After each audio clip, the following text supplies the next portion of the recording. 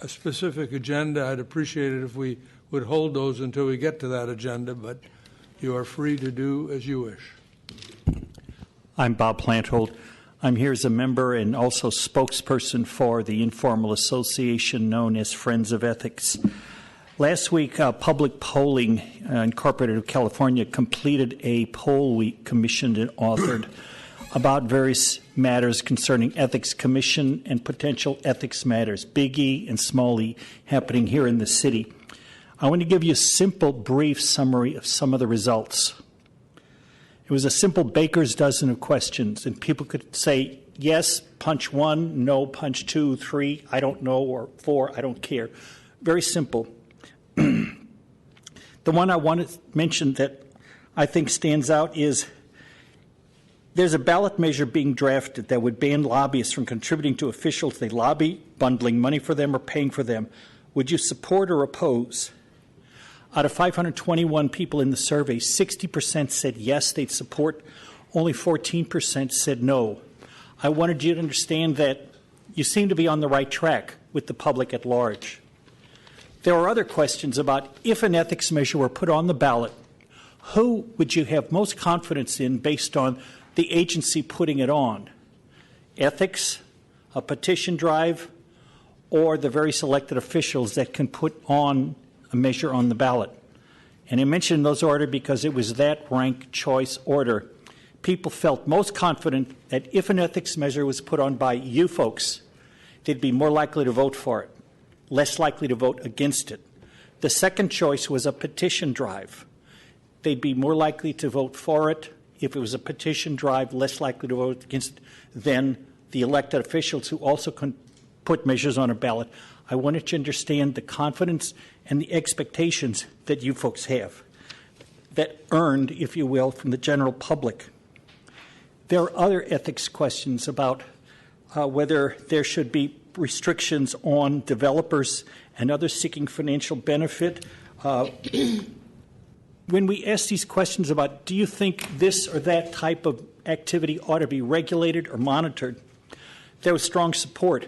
But what's more important is we then ask if a candidate for supervisor supported some of these same concepts of restricting or regulating some of these activities, would you be more likely or less likely to vote for that supervisor?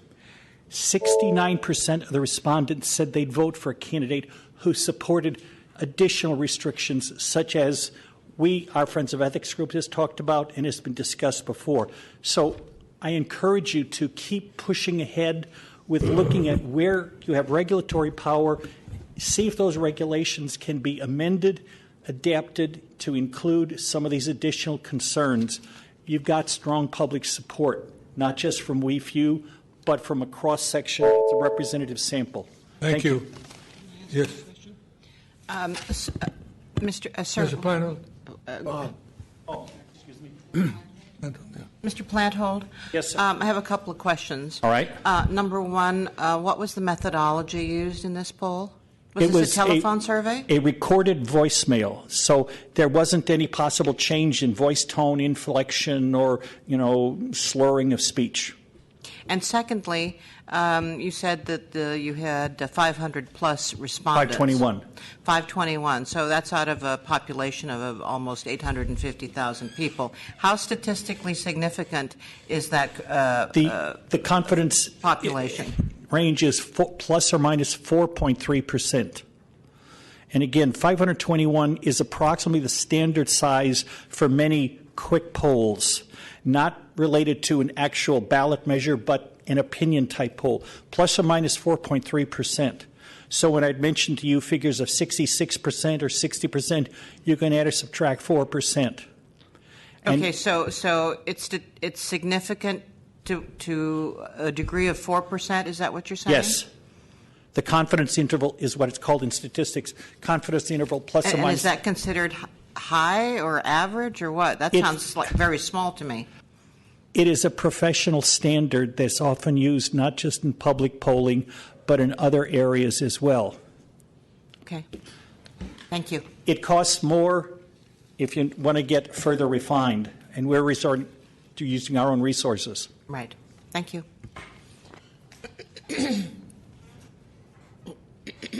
Commissioners, Ray Hartz, Director, San Francisco Open Government. What I've just handed the Executive Director is my second complaint with ethics, and this one is against City Librarian Luis Herrera and Secretary of the Library Commission Sue Blackman.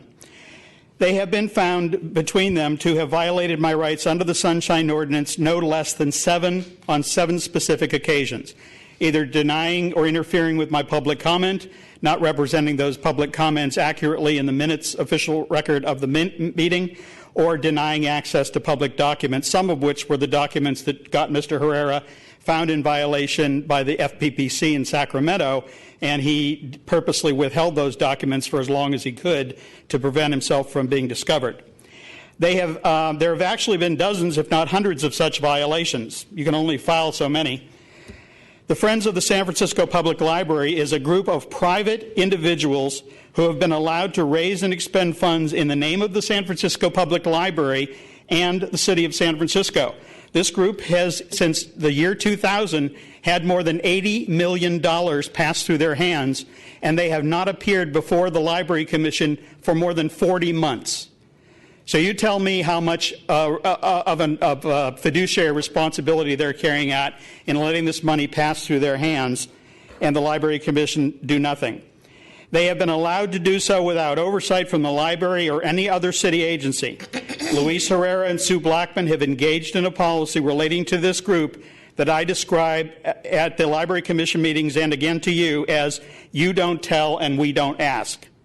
From December 2012 until earlier this year, more than 40 months passed without the Friends appearing on the Library Commission agenda. So basically, we have this group that is sold as a private-public partnership, and the public knows nothing about where $80 million has gone.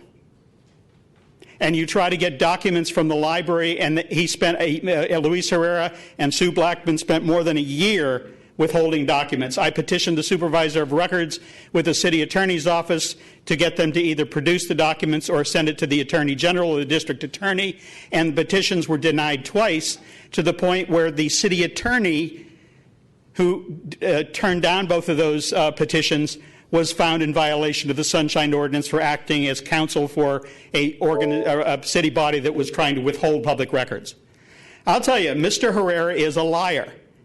He took $5,000 each and every year from the Friends under the table, filed statements of economic interest under penalty of perjury where he denied getting anything, and got a $200 fine. He got a $600 total fine, $200 for each year, and got $15,000 worth of free stuff that he lied about.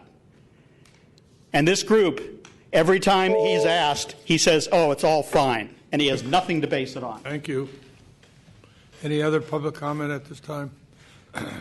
All right, turning to item 3, and this is a discussion and possible action to elect a vice chair to serve for the remainder of the coming year due to the pending resignation of Commissioner Vice Chair Brett Andrews. I regret deeply that this item has to be an agenda item, but I was advised by Commissioner Andrews this month that for a number of reasons best known to him, but also part of which he shared with me, that he felt it necessary that he resign his commission seat as of the end of this meeting. So he's still sitting, and when we elect a new vice chair, that vice chair won't take his or her seat until after tonight. But Commissioner Andrews, I want to express my great gratitude and thanks for all the work and assistance and wisdom that you've shared with the Commission in the years that you have sat on the Commission, and it is with sadness that we won't have you sitting next to us next month. With that, any commissioners have any discussion concerning it? Yes. Commissioner Keene? I'd like to just echo what you said, Mr. Chair. Commissioner Andrews, you've been a great colleague.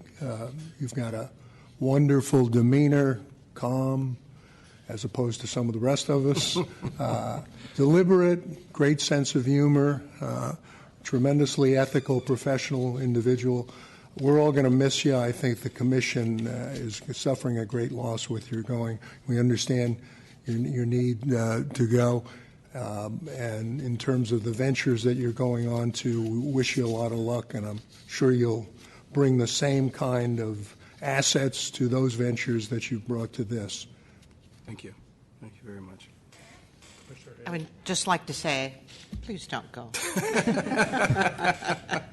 We really enjoy your presence, and you do add so much to the discussions. We appreciate it, but we'll miss you.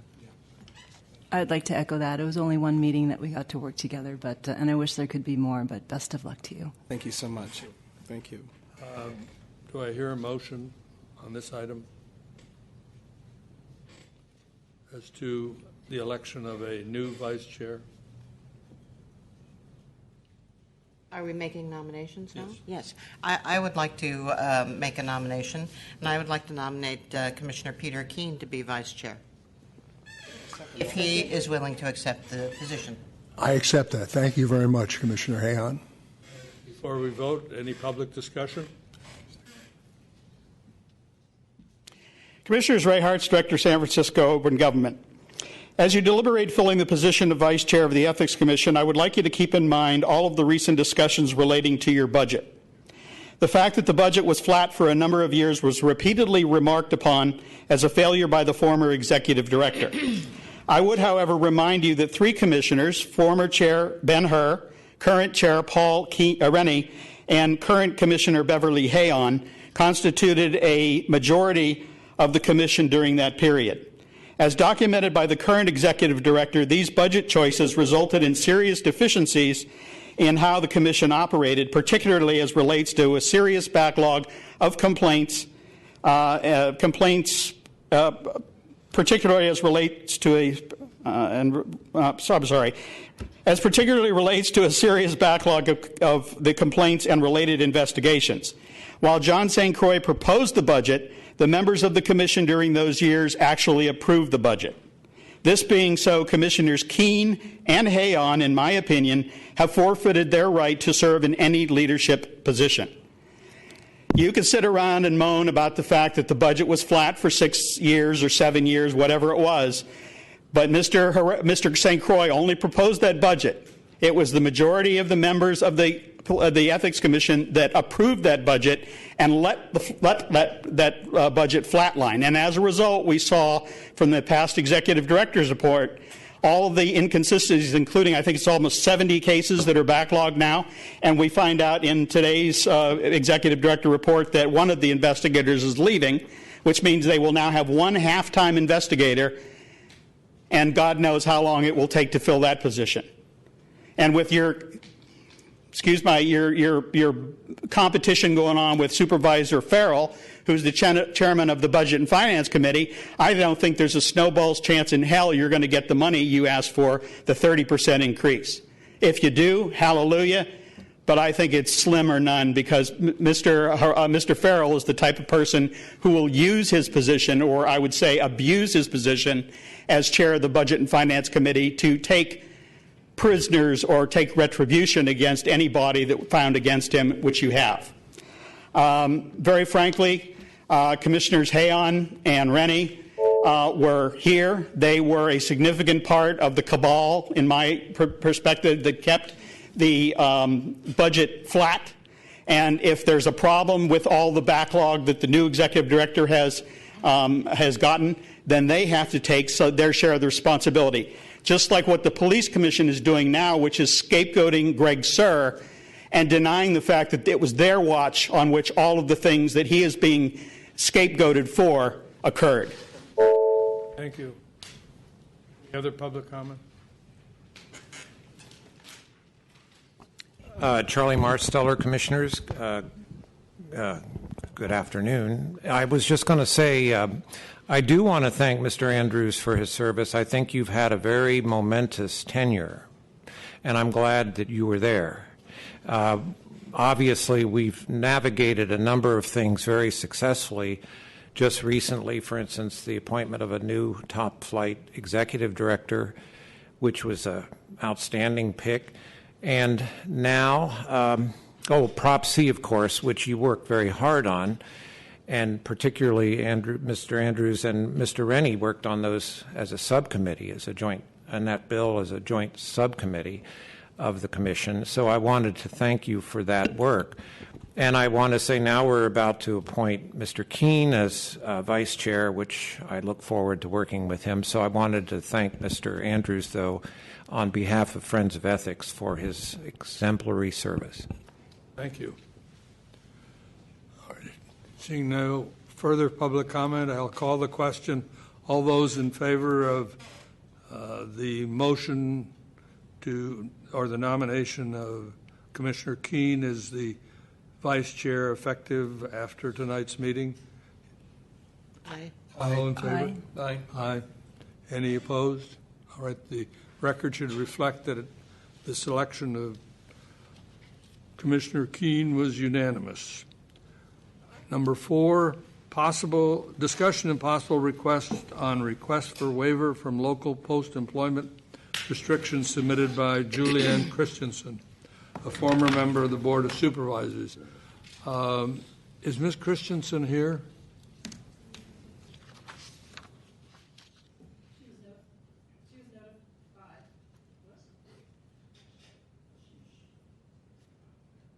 Thank you. Yeah, Ms. Christensen was notified. We expected that she would be here. I don't see her in the room, but I understood that she was planning to attend as we speak.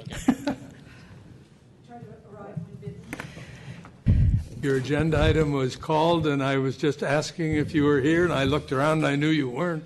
But welcome, and the staff recommendation, I'll let Ms. Pelham articulate what the staff recommendation is, and then be happy to hear from the former supervisor.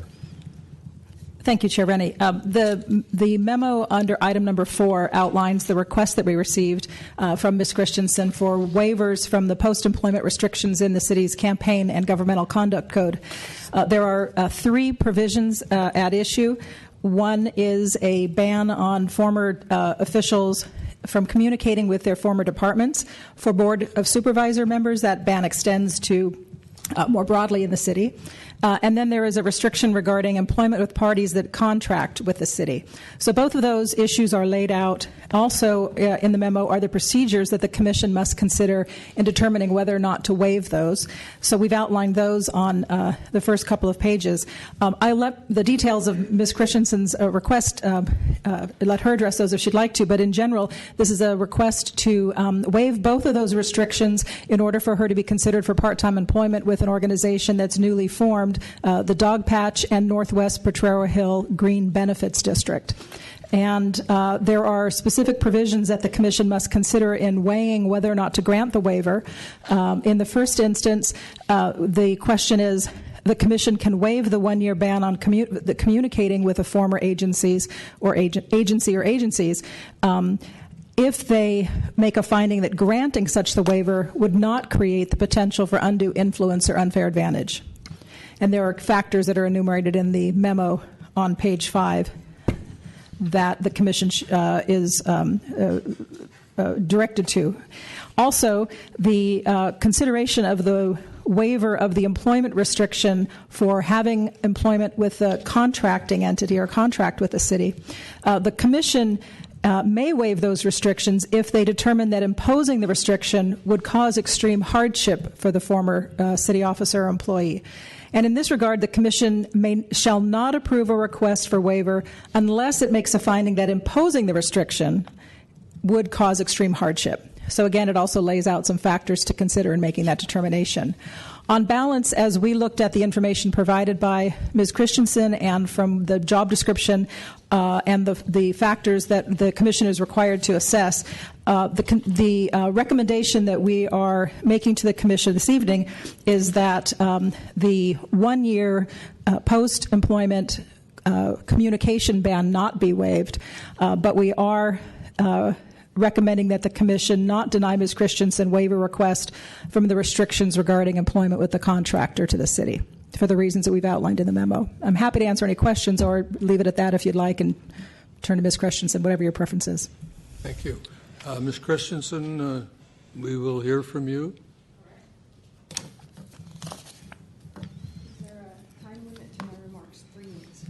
I think I can do that. I got a lot of practice last year being brief.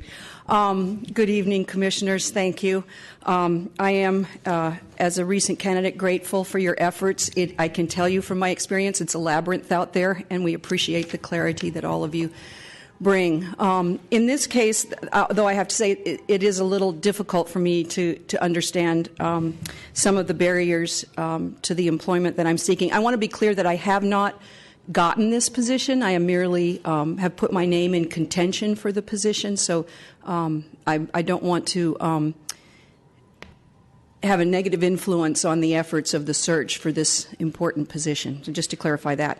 I should say in my own behalf, I became a supervisor, not for political interest, not to be anybody's yes person, not to tip the political spectrum. I became a supervisor because I care very deeply about my district at the grassroots level, and I wanted to make sure that those interests were represented at City Hall. In December of 2014, people that were supposedly being considered for the position didn't live in the district. One of them lived in the district but didn't reside there most of the time. There were a lot of people that were interested in the position, but none that I felt were the kind of people that I wanted to work with as a neighborhood advocate. And so when asked, I said yes. As you probably all know, that came at considerable sacrifice on my part last year in my personal life, my health, to my business. As a supervisor, I got units of senior housing on the books. I got our police station, which is the worst in the city, on the books for replacement. I added other methods of gaining house in the district. I repaired the historic McCondray alley stairs. I had 60 requests for street signs and crosswalk improvements for public safety in the district. I tried as much as last year allowed me to focus on those things, which are the things that I care about. When I came out of office and people asked me, was it a good idea? Was it a good thing that you did this? My answer has been, I will know when I find the next thing.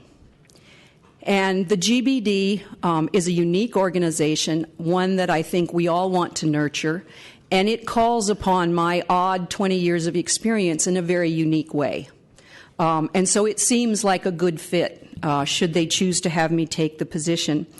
As I understand it, the ethics question, and all of you can tell me how this works, but as I understand it, the question is, will the knowledge I gained as a supervisor give me unfair advantage in this position? I do not plan to use the knowledge I gained as a supervisor in this position. I came into the role of supervisor with 20 years of very hard work as a community activist. Those are the pieces of information. That's the knowledge that I plan to apply. And rather than helping me, my 11-month tenure may actually in some ways turn out to be more of a disadvantage. The other thing is that I don't want to be supervisor of District 10. I don't reside in the district. District 10 has a very excellent supervisor already. The role I'm seeking to occupy is a very different one. In terms of influence, the budget for these organizations are fixed by agreement with the city. There's a certain level of taxation. That's the amount of money that the CBD receives as a budget. So no amount of begging or lobbying is going to change that base budget. And I will say there might be a OEWD grant for a commercial strip, or there might be some kind of a public works program or something, but the vast bulk of the funding is already determined, and I can't influence that. I can seek outside funding. I've brought over $4 million in private sector funding to city park projects in District 3 over the past 15 years. But that doesn't apply in this case. So this is not an entity that's going to enrich anyone, certainly not its executive director. The influence that I could have would not change the basic financing of this organization, and it's my experience as a neighborhood advocate that I would plan to apply. The odd thing, one of the other things that's hard for me to understand is that I could apparently work part-time for the city right now without coming before the commission. I could take a part-time job with the city and I assume have all the communication that I wanted. But I'm not allowed to take a part-time position with a nonprofit entity that has a contract with the city. The other thing is the nature of that contract. This is not a garbage or a security or a street sweeping contract. This is basically a formalized MOU in which this GBD says to the city, I will take your money and I will spend it this way.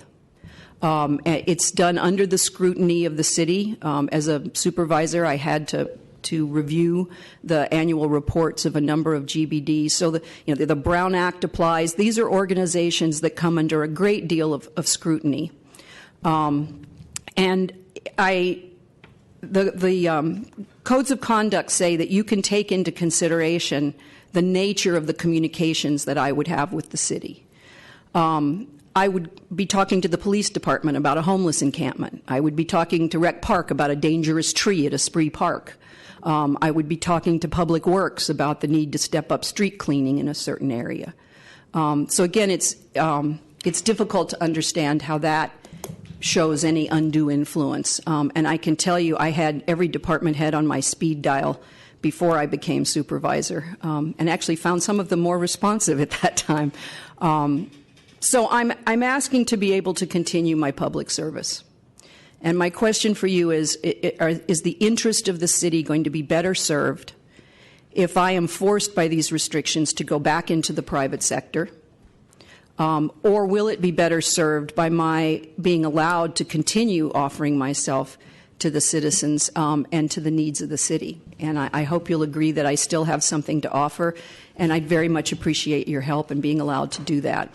I am grateful for the staff recommendation that I be allowed to take the position if it's offered, but I have to say that being able to take the position and not being able to communicate with the city basically renders me a non-candidate.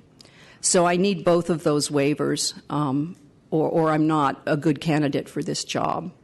And we are talking about 6 months remaining in the waiver. So that means my being able to talk to people 6 months earlier than I might be otherwise. All the restrictions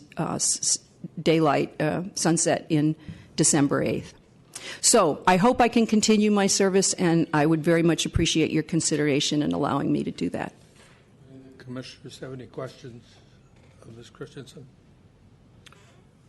Well, I just, Ms. Christensen, I wanted to talk about, I know we had a staff recommendation, and it would be, I wanted to reconcile the staff recommendation with how Ms. Christensen could actually do the job without having one without the other. So the funding comes from the city.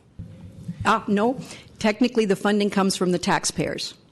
So what it is it's the taxpayers, the businesses or the residents agree to tax themselves an additional amount. That money is then processed by the city and returned to the benefits district. Mm-hmm. And so those dollars sit in a particular department? With the assessor. With the assessor.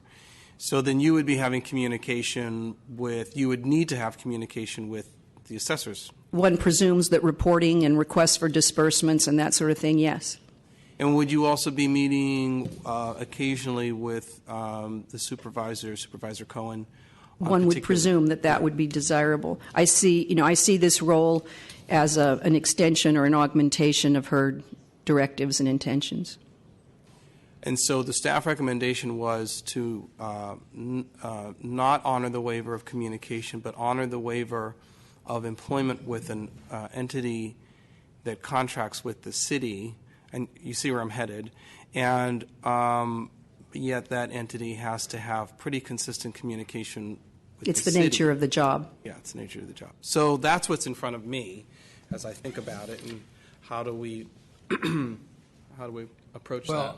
Go ahead, sorry. Commissioner. So, Ms. Christensen, can you also? I noticed in the materials that you would be the only employee for at least the near future. I mean, it's not. Union Square has a $4 million a year budget for its business improvement district, so this is a pretty tiny start. And so initially, not only would I be the only employee, I would not be a full-time employee. It's a 60% position to start.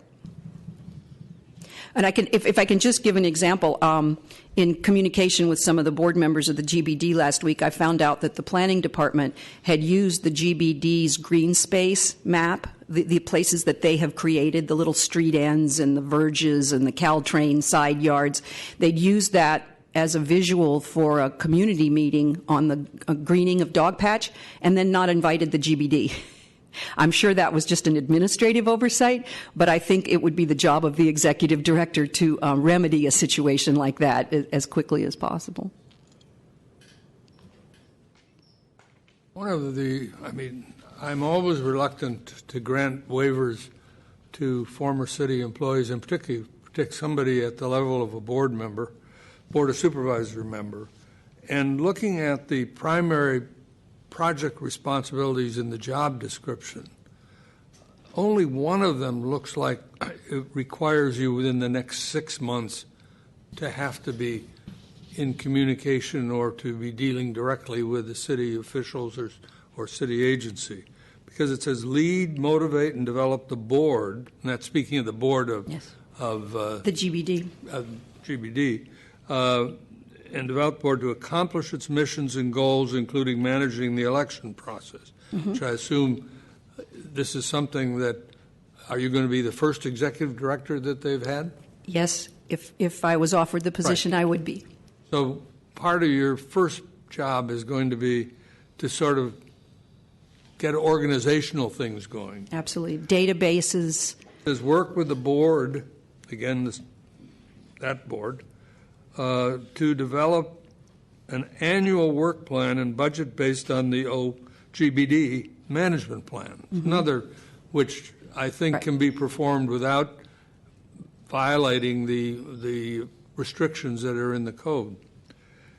And then ensure compliance with all federal, state, and local regulations with special emphasis on the Brown Act. Now, again, to do that, would you have to contact any? No. You wouldn't have to contact the city attorney or anything else. You'd provide the board the information that it needs to comply. And then the last one is the one that I think probably raises the question. It says advocate for GBD at City Hall, build strategy relationships with San Francisco Public Works, SFMTA Planning, SFPUC, SF Recreation and Park District 10 Supervisor's Office, and other city and county of San Francisco agencies. It's clear that restriction would preclude you from performing that job responsibility. But it's that very job responsibility that the regulation that exists in the ethics laws is to say we don't want people being a supervisor or being an elected official walking out of office and the next day advocating their colleagues for something. It's not a question so much that somebody's saying it's going to be financially rewarding, but the whole purpose of the statute is to say we want to put some restrictions on the ability of individuals who take a job such as yours at the Board of Supervisors for a period of 12 months to not be advocating. And much as I think you have a wonderful record of public service throughout, putting aside the time you spent on the Board of Supervisors, but the 20 years before. And there's no doubt that you bring great experience to this organization, and I think you would be a great hire for them. But is it your belief that you could not perform your job without having to violate the ban up to December 8th? The job description runs 4 pages. Yes. And there's maybe a third of 1 page that involves communication with the city. Right. But because the GBD is a very fledgling organization, these people, the neighbors have been working really hard for 3 or 4 years on this. They have a lot of groundwork done.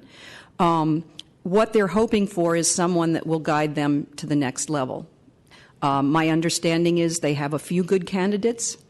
Why would they select someone who is muzzled for half a year just when they're trying to get off the ground? I think I think it effectively makes me a non-candidate. It's a little bit like being the cymbal player in the symphony. You know, you don't play in every movement, but when you're needed, nothing else will do. And I think they are looking for someone who can tutor them. You know, if I had taken a job with a lobbying firm, I could work behind the scenes. I could write reports and papers. I could advise clients. I could tell somebody else what to say. I didn't want a job like that.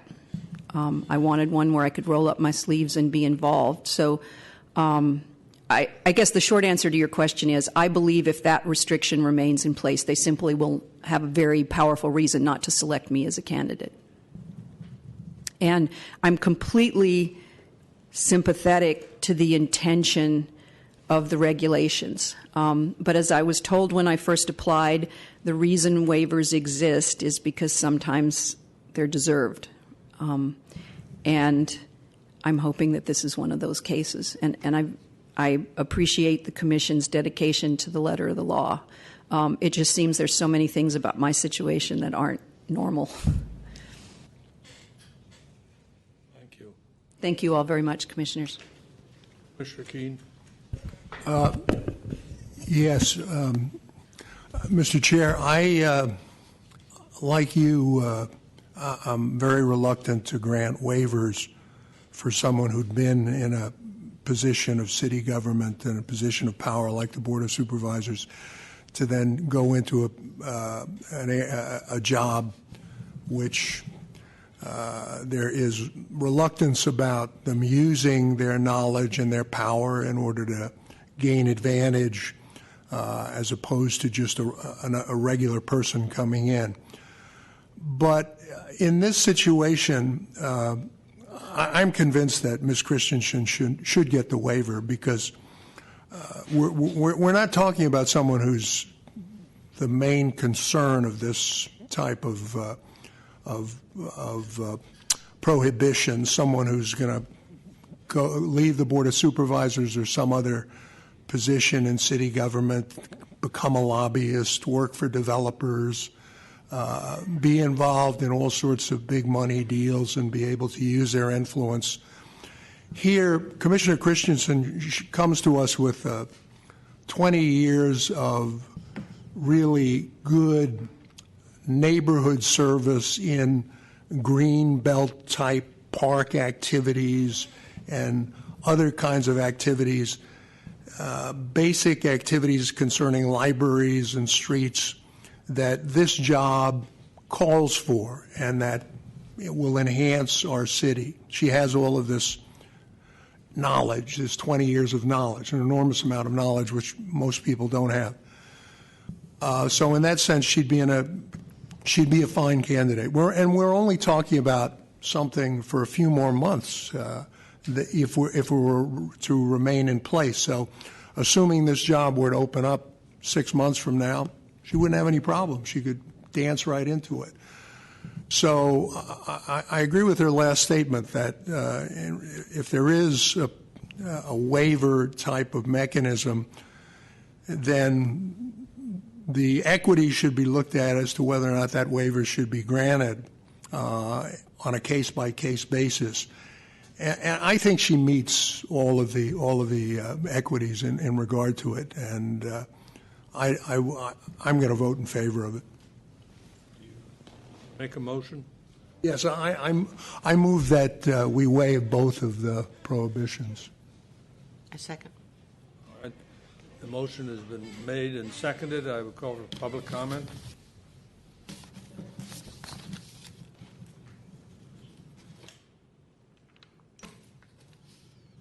I'm Bob Planthold.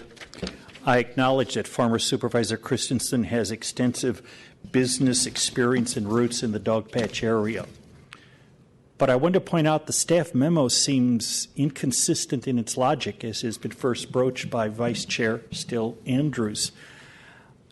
And I want to go further on this, and I'm going to base it much on the text on page 7 of 12, the third and fourth paragraphs. The executive director will be responsible for fundraising and could grow 5 to 10% annually. Funds wouldn't only be from the taxes that the people themselves pay. They could seek money from grants from Public Works, from Rec and Park, Commission on the Environment potentially. My point is that would involve making a proposal and a budget and sending it to those agencies. I think that's an aspect where, say, you can work but you can't communicate is inconsistent. What if the controller does an audit of the entire GBD program? This group would be included, even though it's fledgling. How can you prevent the only employee from communicating? Here again, it seems the logic in this is inconsistent. That's where I think you either pass this motion for both, or you should turn around and say no employment and no communication whatsoever. I want to go back to communication. So what if there's a problem with the administration within this GBD, or if there's a proposal put in, and there's a question from the agency? They're going to call this GBD. There's one person. If this one person can't talk, they lose out on the grant. It just seems like saying yes to one part and no to the other doesn't make sense.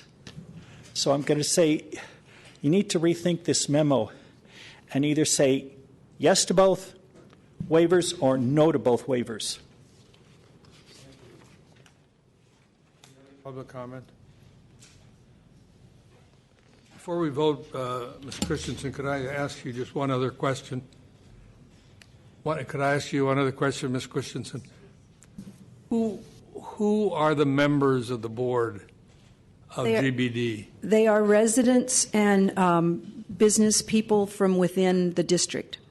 Are any of them what would be called developers in that direction, in that district? There is a young man on the board who works for a developer, but there are no corporate members. These were all people elected by the members of the GBD. All right, thank you. All right, I'll call the question. All in favor of Commissioner Keene's motion, which is that we grant a waiver of both sections, both the communications and the job? All in favor? Aye. Aye. Aye. All right, opposed? All right, the motion is carried unanimously. Thank you, Ms. Christensen, and good luck. Turning to agenda item number 5, which is the discussion and possible action on proposal regarding a possible November 2016 ballot measure to restrict lobbyists' ability to provide gifts to city officers, make campaign contributions to local candidates, and bundle contributions. Staff has prepared a very detailed memo, which I appreciate, and I will let Ms. Pelham just give a general overview, and then we can have discussion. Great. Thank you, Chair Rennie. This is on the heels of the two interested persons meetings, as the Commission had asked us to hold since the April 25th meeting. So on May 11th and May 16th, we had the ethics staff had two what I would say is very productive and useful meetings with individuals to talk about the proposed ballot measure, individuals from Represent Us, Friends of Ethics, and others from the regulated community representing lobbyists were also there. And I think it was a good conversation just to consider some of the issues that we had noticed in the interested persons discussion. So this memo is, it does at the outset make a general recommendation that if the Commission can continue to have the discussion this evening, take additional public comment, and provide us with its further policy direction about how you would like to see a ballot measure, what components you would want to see if you want to see them, and what they would look like. We would propose that it would be optimal to come back at the next meeting with that language for the Commission to take a final action on. There may be some other viewpoints in the room which you'll hear during public comment, but I just wanted to raise that as a possibility, an alternative from your staff's perspective, in order to make sure that we have the opportunity to flesh out any issues that are in the room this evening. I also would point out that as we get into the memo under the general discussion, we provided under the three proposals a general staff alternative for the discussion this evening to get additional reaction to from the Commission as well as the public.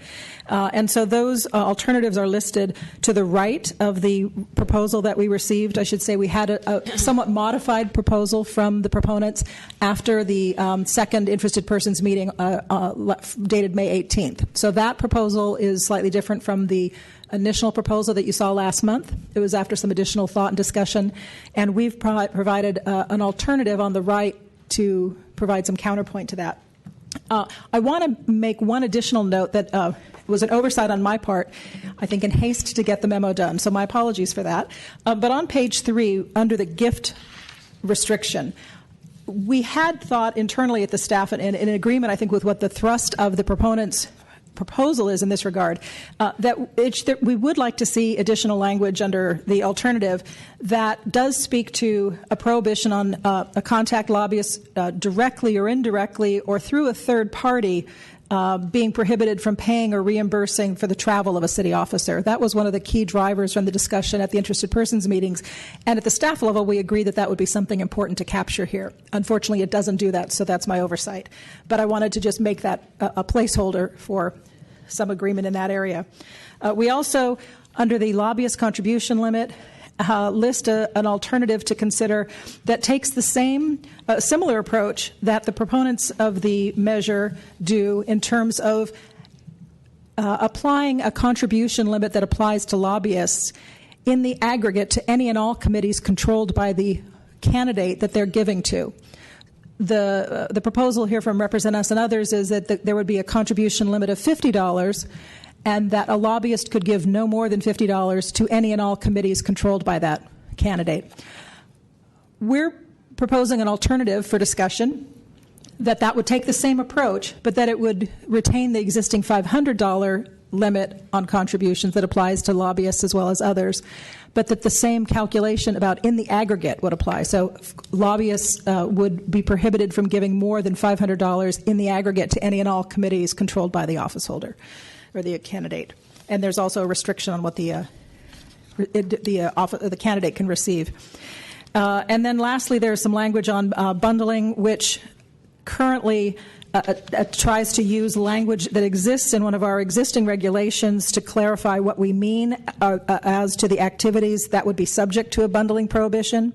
I think it's worth having some additional conversation about the distinction between when we're defining bundle. Does it mean to arrange? Does it mean to solicit? Should we exempt from a bundling ban solicitations of contributions? And so I wanted to just flag that as an issue as well and have some additional discussion. I've asked City Attorney Shen to feel free to chime in on some of the analysis as a backstop for some of this as well.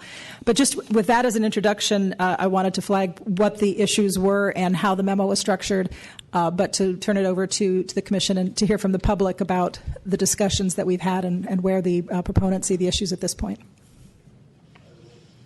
Suppose that we deal with the whole memo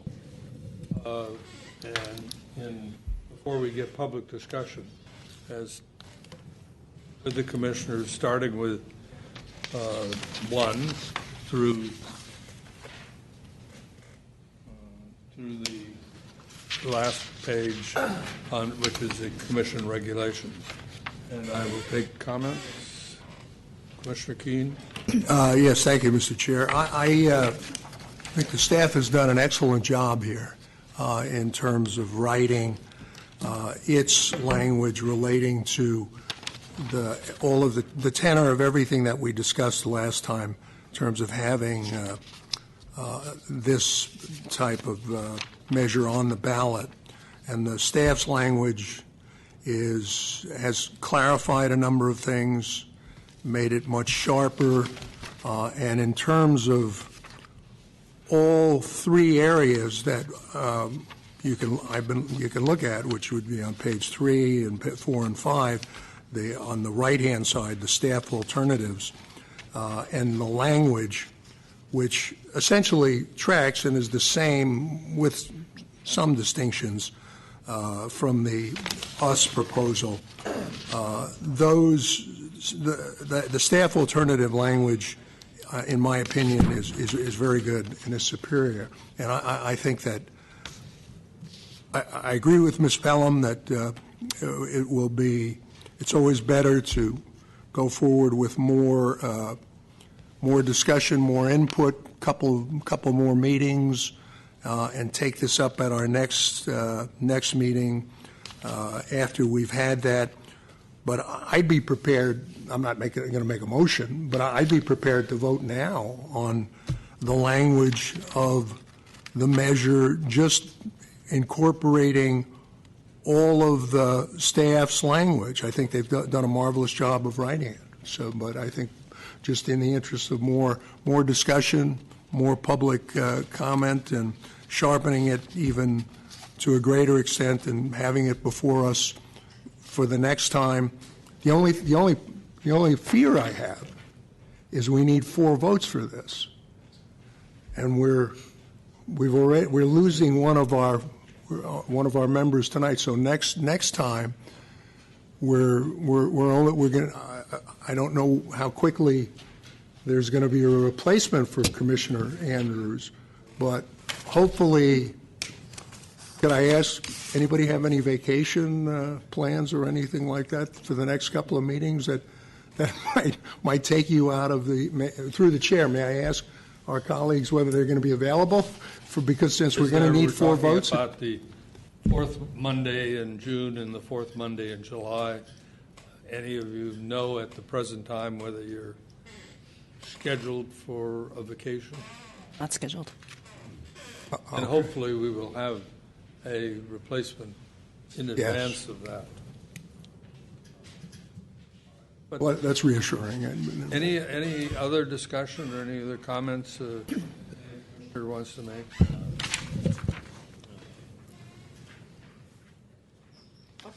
What is the deadline for us to come up with a final recommendation? August the 5th. If I understood what you said, going to the gift section, you would propose moving over into the staff's side the language that's in the top paragraph on page 2 in the Represent Us proposal. A bit more explicitly, no, I would suggest that we pull the concept related to gifts of travel, so that in addition to the language that we show under the staff alternative under gifts, right, that we add an explicit reference with some different language than what's shown here, but I think it would accomplish the same end. So something like no contact lobbyist may directly or indirectly or through a third party pay or reimburse for the travel of any city officer. And by that we would mean travel would include food, refreshments, the hotel, as well as the transportation. If we, assuming that the Commission is of the view that we should go forward so that we've got something more concrete at the next meeting, could the City Attorney's Office draft a proposed ordinance for consideration at that meeting? Chair Rennie, I don't think there'll be any problem drafting the proposal, since we already have a lot of the language here and it's in pretty good shape. But let me just flag 2 additional issues in terms of getting prepared for submitting this to the ballot. The first is that, as the Commission well knows, whenever any agency is proposing to impose or create a new campaign finance restriction, it's incumbent on that agency to create a legislative record that justifies that limit. Obviously, we're impacting contributions, we're impacting campaign activity, and when you're touching on those areas, it is the government's burden to demonstrate that sort of restriction is needed. So that's one issue, and certainly we'll want to give the staff more time, and I'm certainly happy to assist with this in developing that record.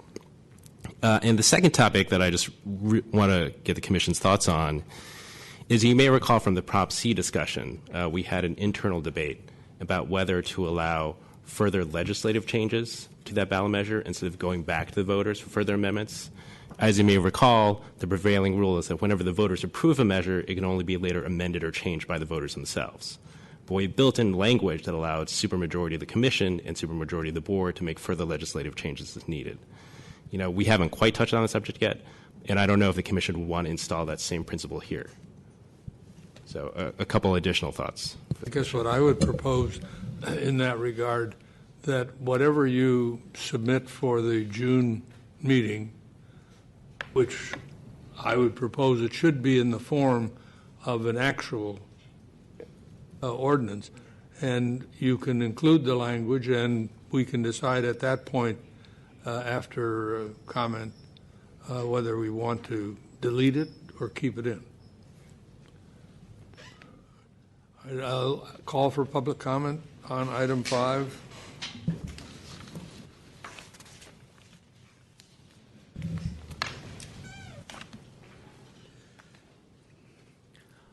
I'm Bob Planthold. I attended both interested persons meetings.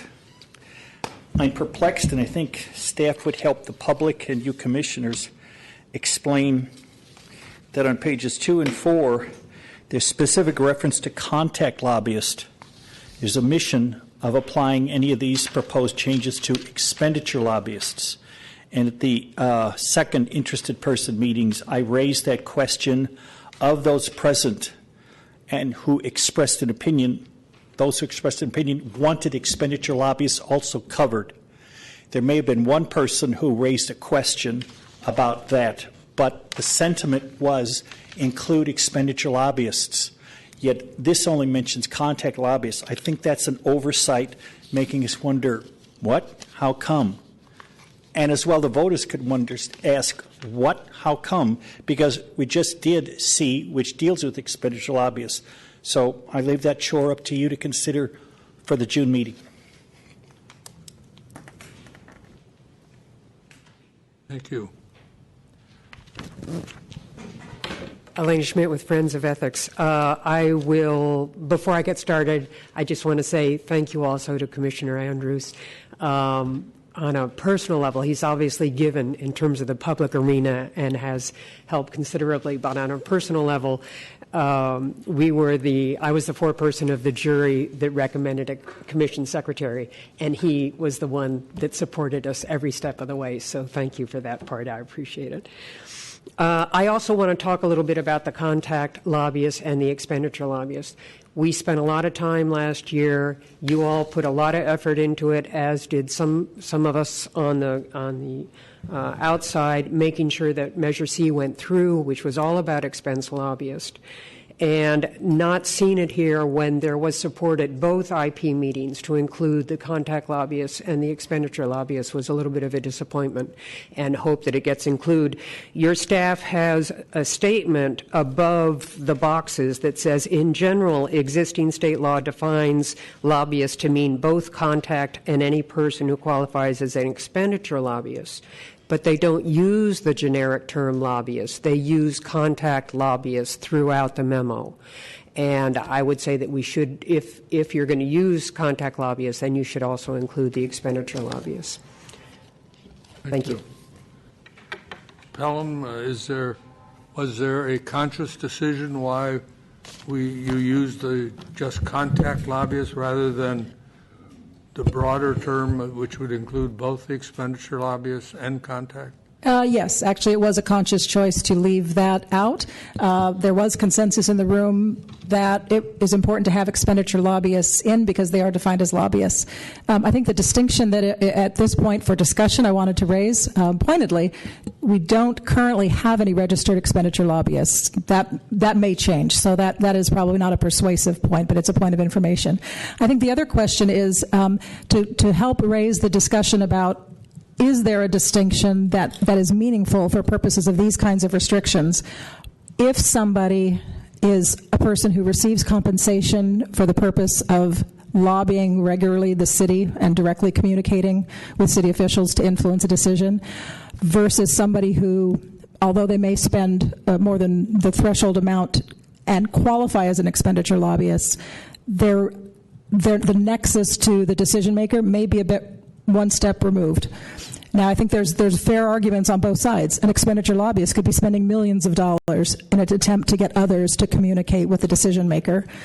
But I think in this context, with the question of contribution limits and limiting that, it's helpful to ask that question, what is the nexus we're creating when we talk about restricting the contributions a bit further? So it was a conscious choice to put that here. And I wish I would have spelled it out in a bit more detail to sort of raise that issue, but it was a conscious choice to raise that question by omission. But an expenditure lobbyist might well be some corporation that has to register an expenditure lobbyist, and why should they not have to be under the same restrictions as a contact lobbyist? Yeah, if I could chime in on this issue. So as I mentioned, again, we have the obligation to develop a legislative record that justifies these restrictions. And frankly, given that there are no expenditure lobbyists, it's a little difficult to develop such a record. I mean, if we don't have any expenditure lobbyists that are currently registered with the Commission, how do we demonstrate they're having an undue influence through contributions on city officials? It's sort of an impossible thing to prove from a sort of almost an evidentiary perspective. Isn't it? We read in the paper all the time about these corporations that pay for trips that the public officials go around visiting sister cities and all this.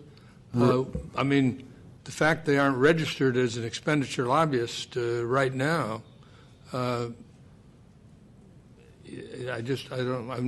fact that they don't exist doesn't mean there isn't a need to put the same restrictions on them as there is on a contact lobbyist.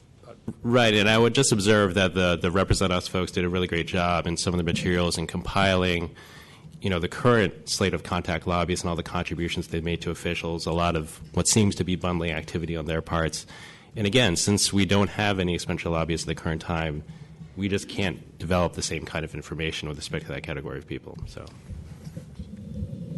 if in the need in developing a record, would it be sufficient or useful, it sounds, to go back to the reasons that an expenditure lobbyist provision was created in the first place and look to that, even if people are not currently registered?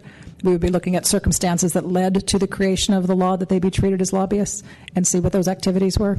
Is that part of something that would be I mean, since we're talking about gifts and contributions made by lobbyists, we'd have to look at gifts and contributions made by expenditure lobbyists, but at least at the current time, there doesn't seem to be one. So, right. I didn't mean to interrupt public comment. Yeah.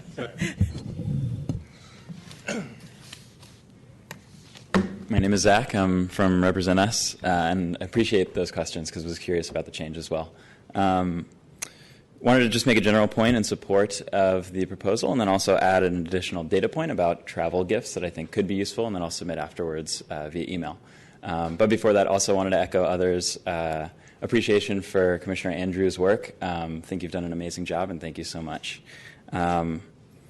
So I guess my point of support on the proposal is that lobbyists shouldn't be able to use gifts and donations specifically to to influence city officials. We think that, our group thinks that lobbyists serve an important purpose and they provide valuable information to elected officials. But when they can use contributions and travel gifts and bundle money, there's certainly a risk of corruption there. And so one point that I wanted to, or the data point that I wanted to add about travel gifts, and sorry I needed to bring my phone up here because I can't remember anything myself, is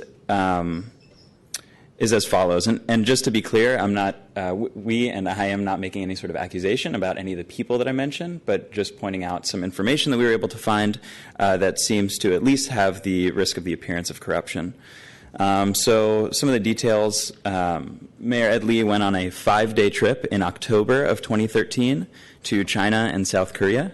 The trip cost $20,500 and was funded by earmarked contributions from lobbyists and real estate developers. So two kind of entities to keep in mind here. Richard Peterson, a lobbyist for Goodyear, Peterson, Hayward & Associates, and Veritas Investments, which is a large real estate investment firm, actually the largest in San Francisco. So those earmarked contributions were made through a nonprofit named San Francisco Shanghai Sister City Committee, but they were made for the express purpose of this travel. It was a 5-day trip.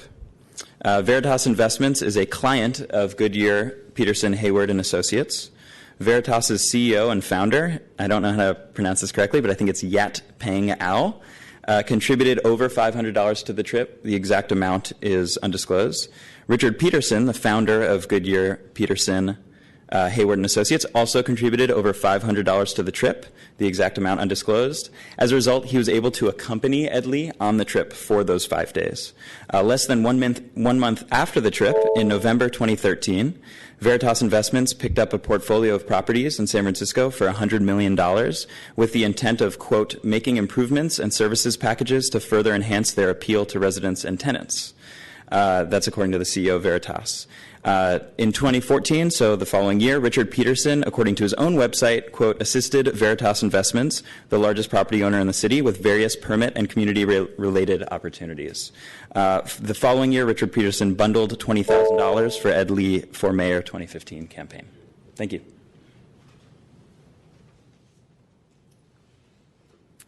Hello, Morgan Aiken-Young with Represent Us. Excuse me for lacking a voice, but thank you all for your attention to detail in this matter. We really appreciate all the efforts of the staff. The interested persons meetings, I feel, were very productive, and I think it's important we get this right so that it means something if it goes to the ballot.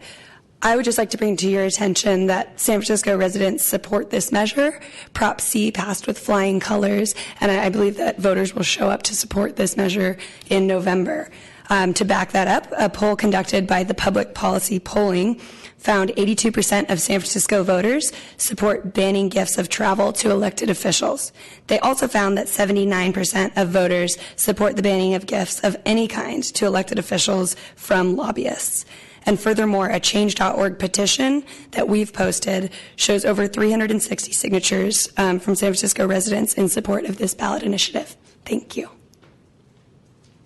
Thank you. Hello, my name is David. I'm also from Represent Us, and I'd like to thank you guys for taking the time to entertain our potential proposal for the ballot. Another thing that I'd like to bring up is that currently people's confidence in government, especially in San Francisco, is at an all-time low. And as you may recall from the gentleman at the beginning of the meeting, the Ethics Commission is still one of the most trusted committees for actually bringing about meaningful ethics reform. So it's one of the chief roles that we're looking for here is to help instill people with a confidence of government. We're trying to make sure that people know that their system is being fixed and that it works to their favor, and that these loopholes that exist in our law code that could give people the ability to provide undue influence on government actions is being taken care of, and that you guys are at the vanguard of it. And I'd also like to point out that I feel it's critical that both contact and expenditure lobbyists are included in this. Even if there isn't necessarily a local and emphasis on only local precedent for expenditure lobbyists having influence over government here in San Francisco, it is a problem that's being faced in similar manner throughout the nation. And we need to make sure that people know that we aren't just replacing a loophole with another one, and that we are making sure that the foundation we build is solid, so that we don't need to provide more proposals in the future to try and further close loopholes in the ethics code, and that we can have a solid house that we can live in to make sure that government works for us. Thank you. Thank you.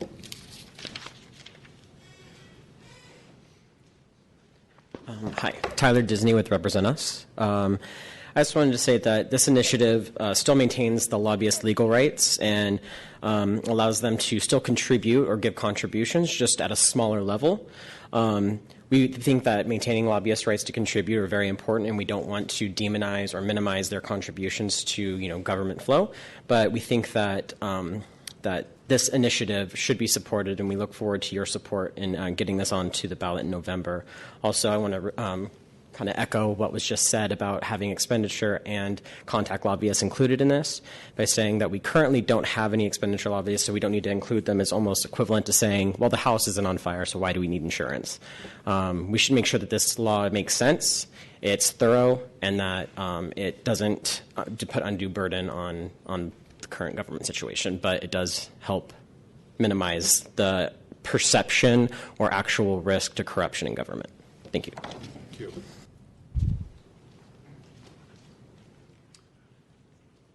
Hi again, Commissioners. Charlie Marsteller for the record. I just wanted to go through several items, so I'll be very brief. Election cycles ahead are 2016, 17, 18, and 19. I should want to mention that 17 is off the list, as I remember. We go from 2016 to 18 to 19. With the first policy area to be discussed as lobbyists, because we reviewed the current laws and we see that this is the simplest area to do right now, and then in the future we can do more complex items like campaign finance. So you want to think in terms of this being a lobbyist reform, not a campaign finance matter. Even though it overlays a little bit, it's focused only on lobbyists.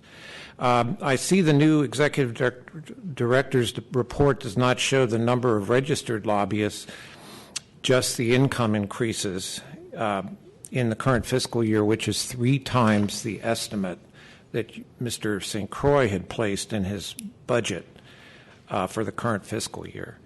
It might be useful to prepare a chart showing the variation in the registered number of lobbyists over the years, let's say the past 10 years or so. I think a simple summary would be useful for you to see. I also think you need a simple summary of the, and certainly the public needs it, for the origin and genesis of the ordinance itself, because it started in the 70s, as I understood it, through the Board of Supervisors. It predates, obviously, the Ethics Commission, which wasn't in business until 95.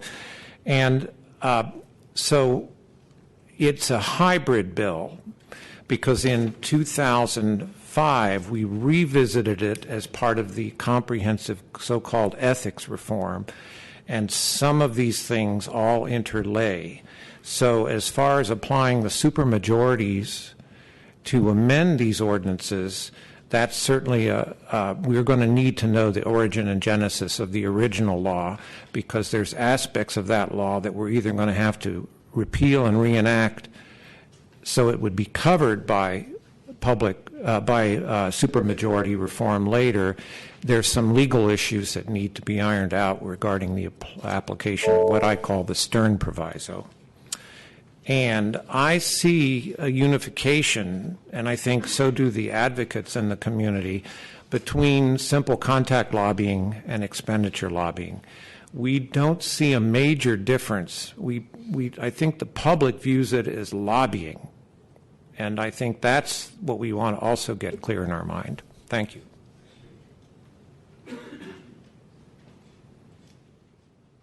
Hello, Kieran Lau, a member of Represent Us, a resident of San Francisco for 11 years. Thanks very much for your time. It's been a real pleasure getting involved in the political process in San Francisco, working with your executive director and your commission staff. It's been great at the interested person meetings.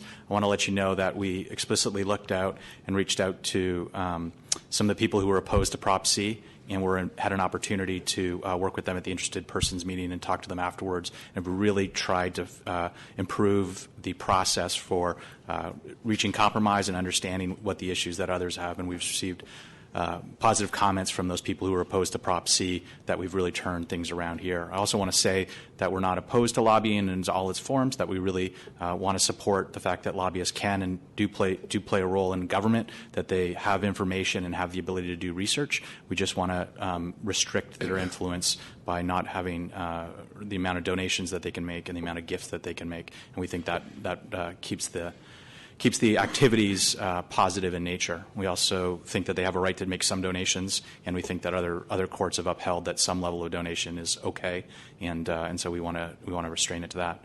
But I think what's really important is the role of San Francisco in the city, in the country, is that San Francisco has a history of bringing up the foremost politicians in the country and rise through the ranks. And I think what we would like to see is see San Francisco lead by example by having strict codes where strong politicians can rise, they can work through the ranks, and not constantly persuaded to just spend all of their time raising money, secretly getting influence, working to get bundles of money that they can actually just focus on serving the citizens and the needs, knowing that the competition and the people that they're running against are playing on a level playing field. And so if you do that, you'll make it possible for politicians to rise through the ranks from San Francisco up to Sacramento and then on to Washington, D.C. by fair rules. And they will carry with them from San Francisco that sense of fair play that goes forward. The citizens and voters in San Francisco support these efforts to clean up things. We can look at the presidential campaigns today.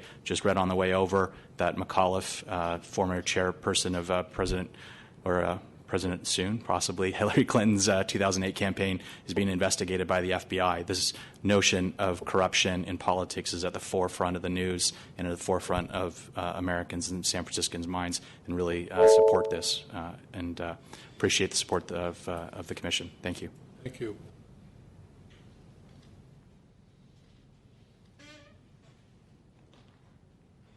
Good evening, Commissioners and Director Pelham. I just wanted to bring to the Hulda Garfolo, Friend of Ethics, just wanted to bring to the Commission's attention.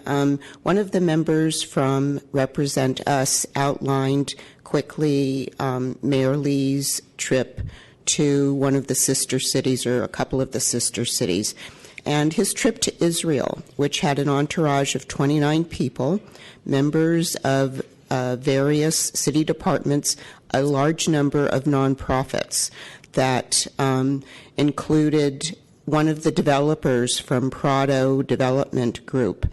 There's a very strong pattern of the same sort of sister city visits, largely financed by nonprofit groups, and it's something for the Commission to remember.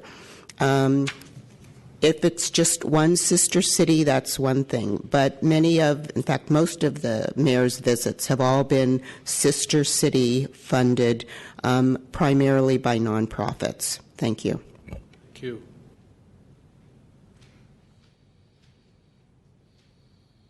Hello, I am a San Francisco resident, and I really love the city. And I think fixing corruption in the city is really important to the lives of those who live in it.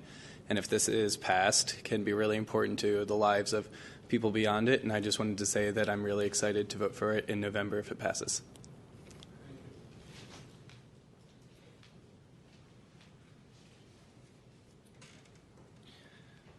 Good evening, Commissioners. Peter Cohen with the Council of Community Housing Organizations. It's good to see several of you again.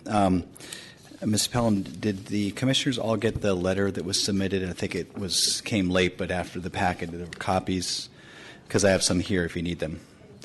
We had submitted, along with the Human Services Network, some very minor but important detailed comments, suggestions on the draft for your consideration. Before I get into those, just a few things on process. You're going to want to support staff's recommendation to take comments, let this digest, come back with a revised draft in June. Take your time. You've got until August, as your staff report says. From our experience with Prop C, we think that it's very important to get it right and to take the time to go through all these details and comb through and make sure when you do actually make your final vote and put this forward, that you've ironed out whatever wrinkles are necessary. So certainly we support staff's suggestion to continue this and take the time necessary. Second point is we've had a chance to talk with the Represent Us folks a number of times, including about the details in this letter. I have to say they're really professional people, and it's been a pleasure to be able to work through this stuff. I am not a lawyer. I'm not an ethics professional, but it's been helpful to talk to folks who can break it down and explain to us in pragmatic terms what this is about, the intent and the target. And again, compared to our previous experience, that's been very refreshing. And I think it's allowed HSN and Choo-Choo to really get to the specifics very quickly. So we appreciate that. Which leads to, I think, our general support of this measure, certainly its intent. And to the extent we understand what's being drafted here so far, it makes sense and looks good. We do encourage you to reach out to the broad nonprofit community. We're just a couple of coalitions within it, but to make sure there aren't some unintended traps. But so far, it looks pretty straightforward. We do offer the specific details there. These have to do with the kinds of activities that nonprofits are engaged in. It may be, in many respects, just clarifying existing exemptions for very specific things that are already in law and make sure those aren't being swept away. For example, events or conferences. When we invite someone to speak at an event that we have, these are very simple day-to-day activities, not sending delegations to China for 5 weeks. So we want to make sure that those kinds of things continue to be allowances for us in the world we operate in, and happy to work with you and the legislation sponsors going forward and the staff. And I'll take any questions if you have them. Thanks.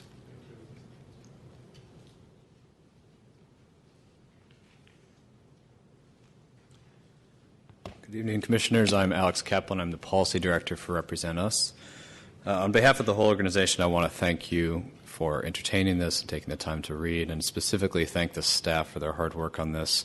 The pleasure of the 2 interested persons meetings that we had, where I think we had a good group of people who all want to make sure that the proposed measure addresses the problem that we see, and only so much as the problem. To that extent, I want to echo what was just said about the interest and desire we share to create reasonable exemptions that don't address the problem. I'll outline a few things here, and I also want to say, of course, that we do appreciate the City Attorney and staff's attempt to create some simplicity in language and aren't wed to any of the language that we proposed, and of course we'll defer to the City Attorney's choices. I think the core problem here really is the perception of corruption, and in the South Korea mayor trip to South Korea example that Zach outlined, it's a really good example of how the Commission here can help greatly reduce the perception of corruption by taking away only a lobbyist's ability to give gifts, to bundle a lot of money, and to give large contributions. That's not to say that there aren't instances of problematic corruption occurring, but we're really not trying to accuse anybody of that. Our focus really is on the confidence of San Francisco voters and the perception of corruption that is not only occurring here but across the country, and we love seeing San Francisco be a leader in addressing those things in a reasonable way. I also just want to make clear, it's my understanding that Supreme Court jurisprudence on how this works is that in response to the findings point that the City Attorney's Office brought up, a jurisdiction need not suffer the specific problems that they see occurring in other places in order to enact prophylactic measures. That can be part of the findings, and I think that's important to address the concern about the expenditure of lobbyists. I too share the concern Director Pelham brought up, that we haven't seen much of the problem or perception of the problem because it hasn't existed for very long. I'd like to suggest perhaps that we think creatively about inserting perhaps a supermajority similar provision of Prop C to empower the Commission to extend from contract lobbyists to all lobbyists in the future. I think we can think creatively about making sure that we don't have to go back to the voters to make sure that in the future we react to the problem correctly. 2 more quick points. I want to point out on page 4 the language about bundling that was suggested by the staff. Shall deliver, bundle, arrange, or otherwise transmit. We spent a lot of time at the 2 interested person meetings talking about what that really means, because we do want to have a very clear definition. We want people, the regulated parties, to be very clear about what they can and can't do. We suggested no lobbyist shall deliver or transmit or arrange for any person to deliver and transmit on behalf of the lobbyist. That is trying to mirror FEC regulations at the federal level. I do think it's worth looking there at the simplicity. And I want to make clear that that second clause, the arrange or any person to deliver or transmit on behalf, is really about circumvention. So the bundling words there are really just deliver and transmit. And the concern about the word arrange is that it's hard to understand what it really means. I'll close finally, and I'm sorry about the time, with my main concern about the lower contribution limit. We suggested $50.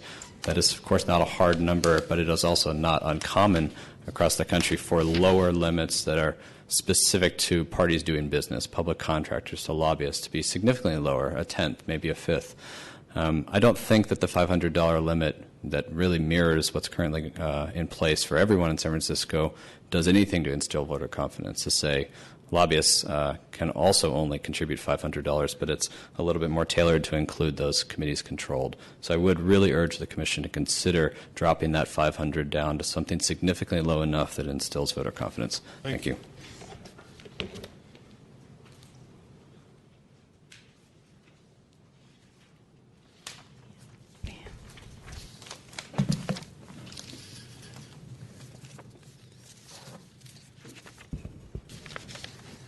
Good evening, Commissioners. Anita Mail from Pillsbury, Winthrop, Shaw, Pittman. I submitted written comments on May 19th, but have the following comments this evening. Regarding gifts, the proposed lobbying gift ban is really not needed. The current limit of $25 is so low that it cannot possibly have a corrupting influence on a city officer. The proposed gift ban would also prohibit gifts of travel to a city officer from another governmental agency, an educational institution, or a charity for a legislative or governmental purpose or for a purpose related to state, national, or international public policies. Prohibiting such gifts would mean all such travel would have to be funded by the city, thus using tax monies that could be used for other critical governmental functions. The lobbying law also currently prohibits a lobbyist from making a gift with a value exceeding $25 to a city officer. The ethics law, on the other hand, prohibits a city officer from soliciting or accepting any gift from a person who has lobbied that officer during the prior 12 months. Since the ethics law provision is more narrowly drawn, the Commission should take this opportunity to reconcile the two provisions by deleting the current lobbyist gift ban with language that indicates that a lobbyist is subject to the gift restrictions imposed in the ethics law. Regarding contribution limits, the proposed amendments would prohibit lobbyists from contributing more than $50 to any city officer or candidate, regardless of whether the lobbyist is registered to lobby or intends to lobby that officer or candidate. A prohibition on contributions above $50 is similar to the state's former outright ban on contributions that was invalidated by the California Supreme Court in 1979 in FPPC versus Superior Court. In this case, the court held that the contribution ban was a substantial restriction on a lobbyist's freedom of association and that the state failed to demonstrate a sufficiently important interest or employ means closely drawn to avoid unnecessary abridgment of associated freedoms.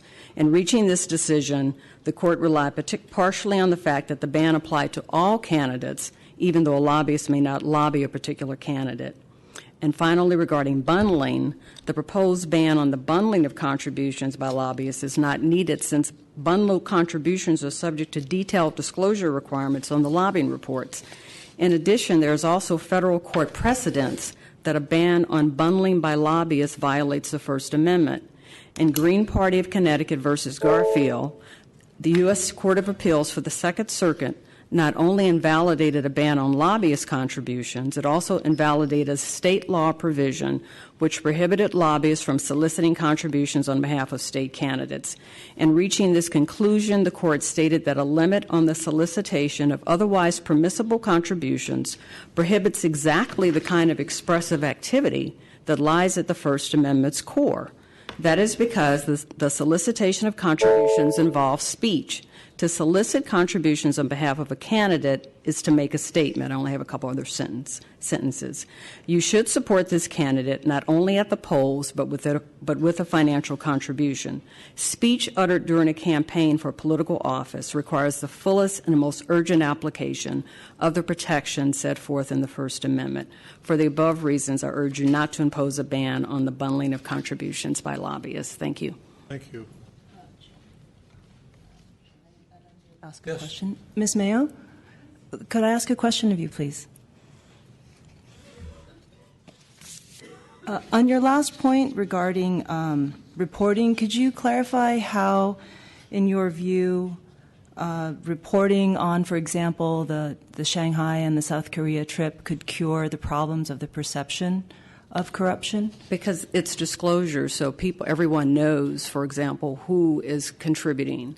In fact, under San Francisco law, out-of-town trips, the elected officials cannot even take the out-of-town trips that are funded by persons other than government unless that information is provided on a report. And I'm assuming that's how the Represent Us organizations obtain this additional information. So disclosure is there. Courts have historically held that providing disclosure is one of the main reasons that you can actually provide the information that people need to make decisions, whether it's who to vote for or the decisions that are being made by the legislative body. So disclosure is very important, and in fact, bundling, gifts, those are all disclosed currently on lobbying reports. So that's disclosure for the benefit of the public, but how does that impact the decisions made by that elected official who is receiving the benefit of a bundled contribution? How does the disclosure get to that question? Well, the official clearly knows that the information is being disclosed, and I'm assuming that most people make decisions that are in the best interest of the public and not in their own personal best interest. If there's a conflict, then they can't participate. They can't make a decision. And the law provides for conflicts under the Political Reform Act in San Francisco. So if there's proper disclosure, then, and if there's no conflict, they should be able to make the decision. Thank you. Thank you. Commissioners, Ray Hartz, Director, San Francisco Open Government. I'd like to remind the previous speaker about the fact that the city librarian Luis Herrera was accepting $5,000 a year worth of gifts from an outside group that he was supposed to provide fiduciary oversight to, and then lied about it year after year after year on his statement of economic interest. So if we're going to rely on the fact that somebody's going to report the fact that they gave somebody a nice big fat gift of a trip or whatever it was, I think we're pinning our hopes on something that just isn't dependable. I think many of the previous speakers said that, what I believe, which is when the voters vote, a lobbyist is a lobbyist, and they don't really give a rip as to whether or not they fall into some specific category or not. The law of unintended consequences says that the bottom line is, as you're formulating this change to the law, the lobbyists are out there looking at the changes you're making and thinking of how they're going to outmaneuver you. And so basically, if you leave out one type of lobbyist, I will guarantee you that next year you may not have any this year. You will have that type of lobbyist next year because they are sitting there thinking, good, we're not subject to this law, so we'll just change from this type of lobbyist to this type of lobbyist, give our money this way instead of that way, and we can just sort of, game the system. And that's what everybody is really looking at here, is there are a lot of people out there who game the system. They hand money to somebody who is supposed to be doing something, and that person fails to do it. It's like city librarian. Thousands of dollars worth of gifts he received. He lied about it under penalty of perjury. This is a matter of public record found by the FPPC. And then when you go and you say, okay, what happened to the $10 million over the last year that the group, the Friends of the Library, have raised and expended? They can't give you any answer. They can't tell you where a penny of that money went. And as I've told you previously, the Board of Supervisors only authorizes them to accept a gift from that person in the amount of $375,000, which is like 6 cents out of a dollar, which means 94% or 94 cents out of a dollar is going to fundraising. And I think we've all seen the public detriment that groups that purport to be supplying or providing gifts and benefits to a group are allowed to raise money and then end up just spending the money on themselves. What I've said to the Friends, to the Library Commission repeatedly over and over, is what we get for the Friends is the Friends. Basically, they raise money to support their own operation, and if you ask the city librarian, the Library Commission, show me anything that you've received from this group that shows exactly what the library got from them, they will tell you there are no responsive documents. So this needs to be all lobbyists, and the fact that we need some sort of a record is, I think, just a specious way of leaving it out. And the bottom line is it needs to be done, and it needs to cover all lobbyists, because that's what the voters are going to be thinking when they vote. Thank you.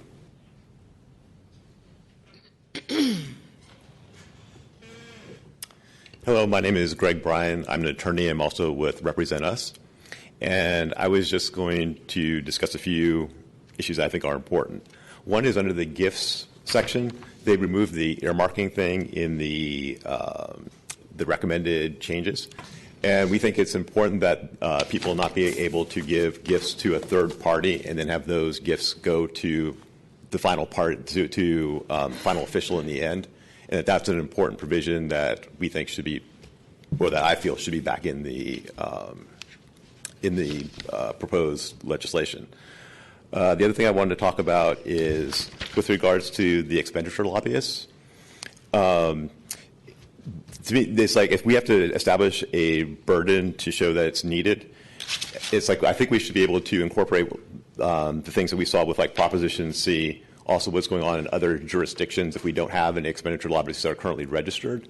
And the other thing, too, if the expenditure lobbyists aren't registered, there's a good possibility that some of the expenditure lobbyists haven't been following the laws and the guidelines, and there may be ways to show that that's the case, in which case there would be a way of showing that there is some meeting any type of burden that there is on us to show that that's an issue. The last thing I kind of wanted to say is if we don't address the expenditure lobbyists, what will happen is you're going to end up getting contact lobbyists and other people, corporations and things, working ways to circumvent by going the expenditure lobbyist route to get around the regulations. So, yeah, so those are my main points. The other thing I just wanted to mention is that with a $50 limit, that is still a limit and is not a flat-out ban. So it's like we can discuss like the differences between a $50 limit and a $500 limit, but as a practical matter, it's not a flat-out ban, so it should meet some type of constitutional definition and the requirements. And yeah, and so that's what I want to say. I think that the legislation is well written, and I think it's like I appreciate everybody's time and everybody's commitment to this. And I just want to thank you and thank everybody here for all their hard work on this. Thank you. Thank you. All right. I'm going to jump to item number 8, which is a discussion and possible action on items for future meetings. And the reason I've skipped 6 and 7 is that both of them call for the possibility of a closed hearing, and we will, assuming that the commission votes to go into a closed session, we will deal with both 6 and 7 at that time, and we will try and deal with the rest of the agenda in advance so that people who don't have to sit and wait for us when we come out of closed session to take up these other items. So is there any commissioner who has any suggestions for items for future meetings? Okay. And I will take public comment on that. Hearing none, I'll turn 9, which is the discussion of the Executive Director's report. Ms. Pelham.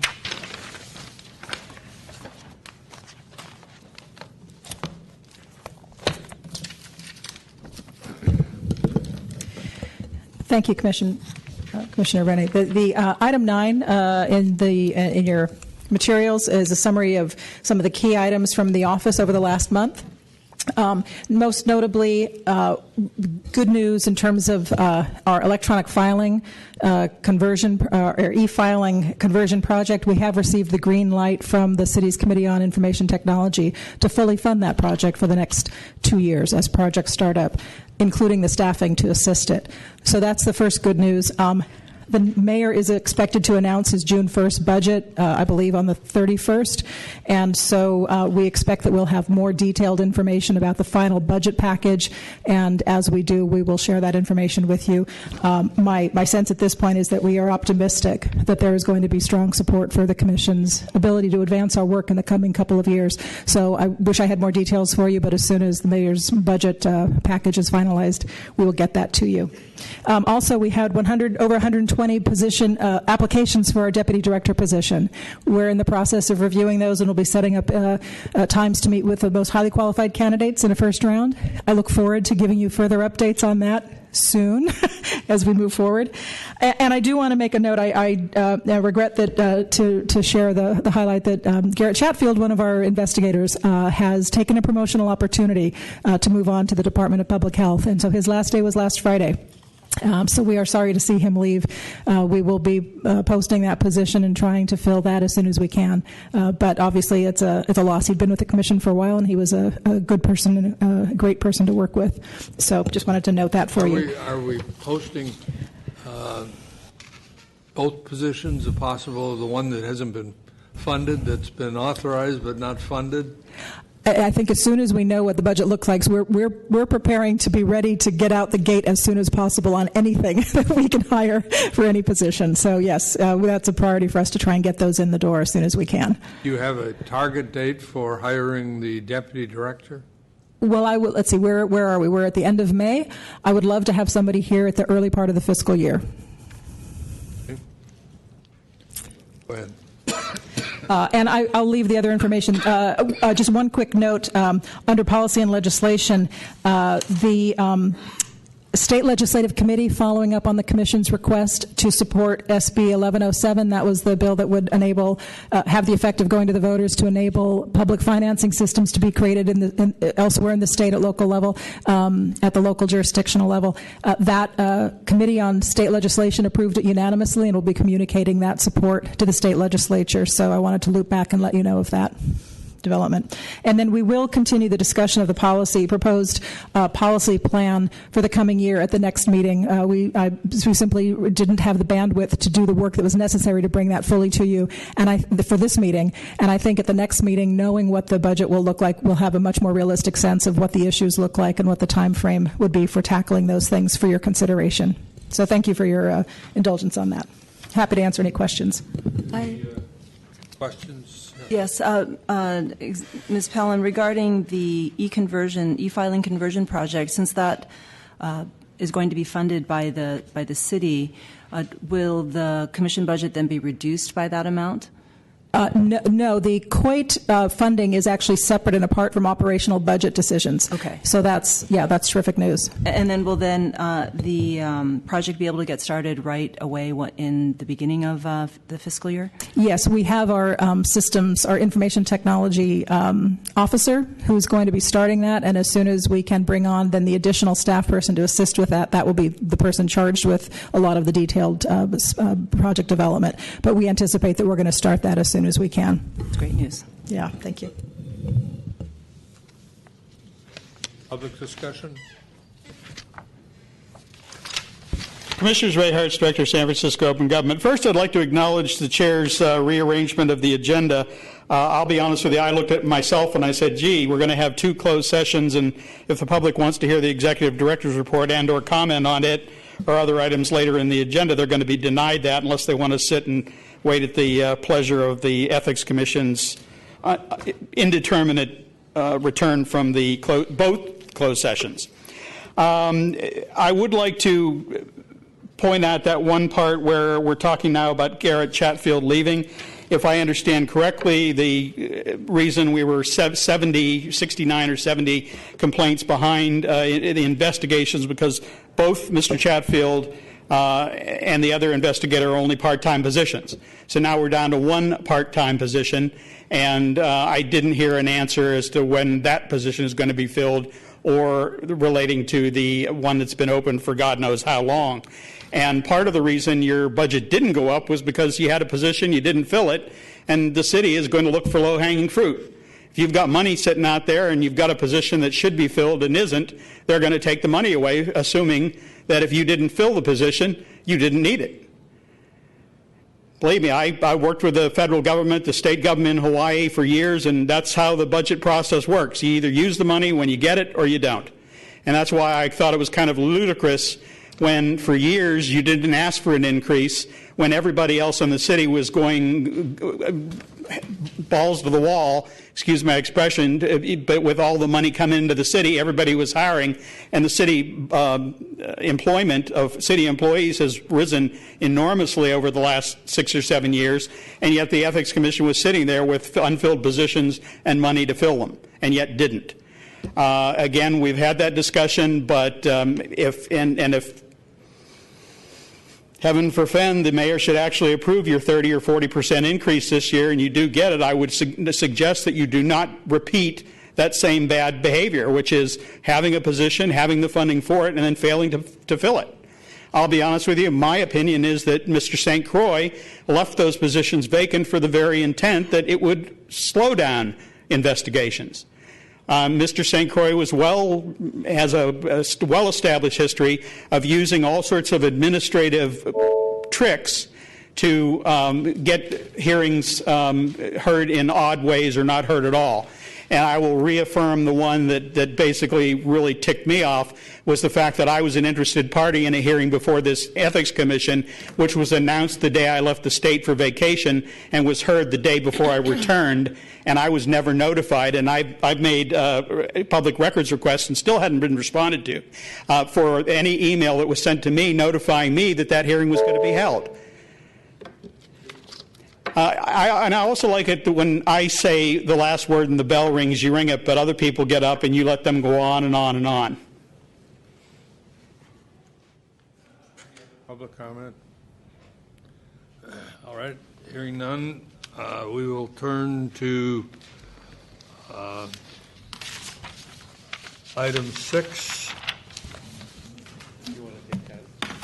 Discussion and possible action regarding Mark Farrell versus for District 2 Supervisor 2010 et al. Versus City and County of San Francisco. Excuse me, Chair Randy, do you want to take item 10 prior to going into discussion of closed session items to approve the minutes? Would that be? Well, I'm happy to do it, but my feeling was that was not, generally that's not an item, but we'll take 10 and do I hear any motion to approve the minutes as written? So moved. Second. All right, it's been moved and seconded. Any discussion among the commissioners? Or any public discussion? Again, Ray Hartz, Director, San Francisco Open Government. I'd like everybody who has the opportunity to review these minutes and see that there are 2 150-word summaries that I provided in the body of the minutes. I fought very long and hard to ensure that the law, which clearly states that if a person submits a summary of 150 words or less of their public comment, that it would appear in the minutes, as these 2 do. The reason I fought so long and hard was I was tired of having my public comments misrepresented, abridged, censored, and otherwise changed by the city's library commission. And basically, they would take things, and I would write a comment. I would go to them at the meeting. They would talk about the agenda, about the minutes, and I would say, this is not what I said. This is exactly the opposite of what I said. And what they would do is if they found a comma out of place, they would change it. But if a member of the public got up and said, my public comment is in these minutes is not representative of what I said, they would simply ignore it, and they continue to do that. So I put my 150-word summaries in, not because as some specious people like to do, which is say, oh, he wants a transcript of what is said in these minutes. No, but I would like it to be fairly representative because it is constitutionally protected political free speech. All of you know that. And the fact that a public record is printed by the government and then misrepresents what a member of the public says is looked at as being, oh, no big deal. Well, I don't know about anybody else, but my First Amendment rights, my free speech rights, and my rights under the Brown Act, the California Public Records Act, and the Sunshine Ordinance mean something to me. I don't come here to just jack my jaw. I come here because I have something that I feel needs to be said. And it's amazing how many times I have had to fight for the right to say things, to not be interrupted, and then further to fight to have what I actually said represented in a reasonable fashion in the official record. I fought hard for this because of the very thing I mentioned several times earlier is the Library Commission and their friends of the library, $80 million shifted through their hands, a thing sold to the public as a private-public partnership, but the public knows nothing about it. $80 million. And what did the library get? Go ask Mr. Herrera. Go ask Ms. Blackman. Go ask the Library Commission. Show us something the library actually got from the Friends. Well, what Mr. Herrera got, and what she liked very much, is he gets $75,000 a year as a slush fund, money he can just sort of pass out as goodies to the staff of the library. No wonder he doesn't get any disagreement on that. But then he perjures himself and lies that he didn't get anything. Thank you. All right. Seeing no other public comment, I'll call the question. All in favor of approving the minutes for the meeting of April 25th? Aye. Aye. Aye. Any opposition? approval. They're approved unanimously. Turning now to item number 9, item number 6, which is a discussion and possible action regarding the Mark Farrell complaint, which was attached to the agenda. I will first raise the question of any commissioner believe this should be in closed session. I move that we go into closed session. Anybody second? Second. All right. Any public comment? Again, Ray Hartz, Director, San Francisco Open Government.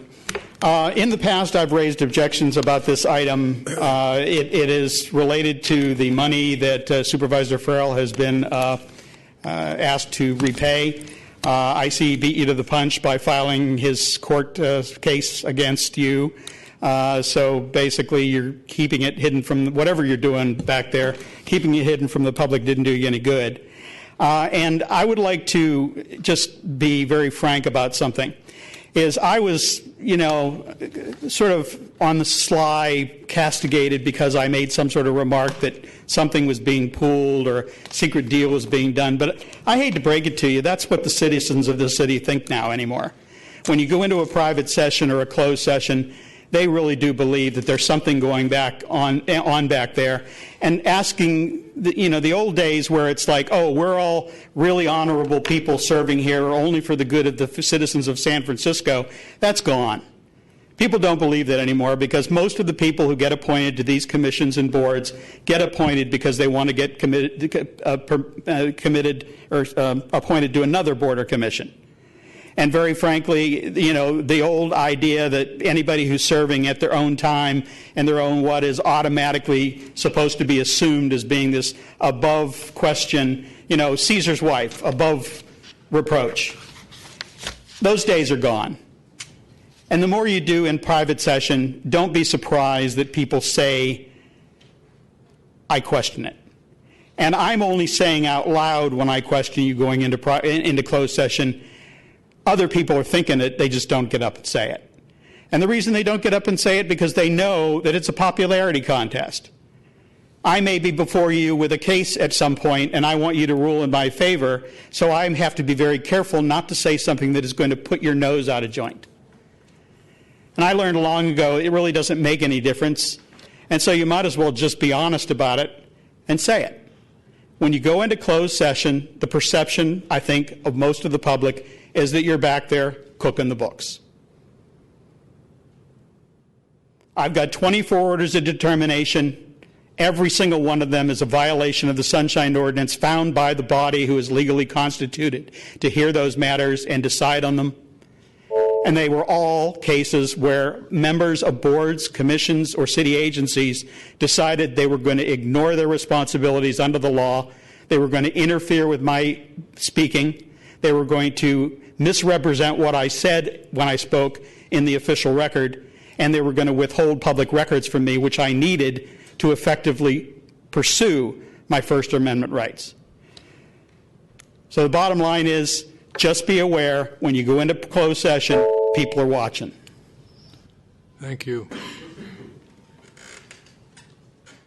Good evening, Commissioners. I'm Charlie again, Marsteller for the record. I did want to say that I'm glad that we've at least seen a little something from Mr. Farrell, although it's not in person. I certainly would invite him to make an appearance before this body at any time, although now that you're in litigation, maybe that's not something his counsel would advise. I would like to get a legal opinion. And I'm wondering if in closed session you could raise the following question. Should you be stood up in the future and say the party did not respond to you with a countersuit or whatever this is technically called, does the commission have the power to find someone in contempt? I realize that there's not a penalty to that. But it seems to me that had we never heard from Mr. Farrell, we would have just been left hanging. And I don't think it was the intent when we wrote the charter back in '93 and I didn't personally do that. That was done by Mr. Shelley and Mr. Bush, that they really intended for you to be stood up or ignored and have no redress.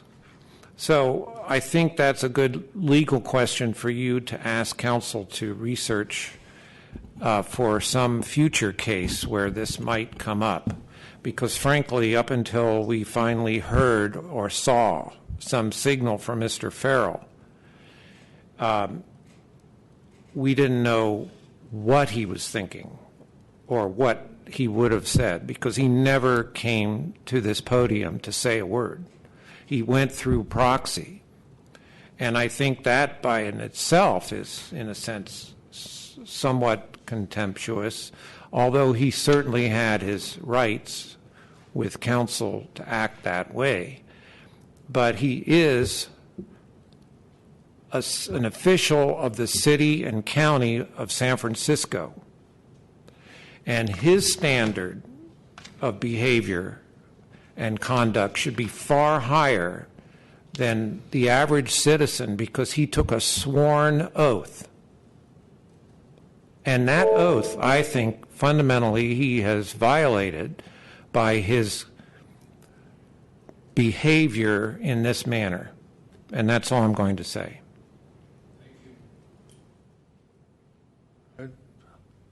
Call a vote on the motion to go in closed session on the item number 6. All in favor? Aye. Aye. Opposed? It's carried unanimously, and I will turn to item number 7 and discussion and possible action regarding complaints received or initiated by the Ethics Commission concerning San Francisco Campaign and Government Conduct Code Section 3.230 (a) close paren, prohibition on knowingly, directly or indirectly soliciting political contributions from other officers' employees. Do I hear any motion as to whether we should take that matter up in closed session? So moved. Second. All right. Any public comment? Hearing no public comment, I'll call the question. All in favor? Aye. Aye. Opposed? Hearing it's carried unanimously. Commission will now go into closed session on items number 6 and 7. My estimate would be that we should have completed that within the next 30 to 60 minutes, and we will go back in open session after it's completed.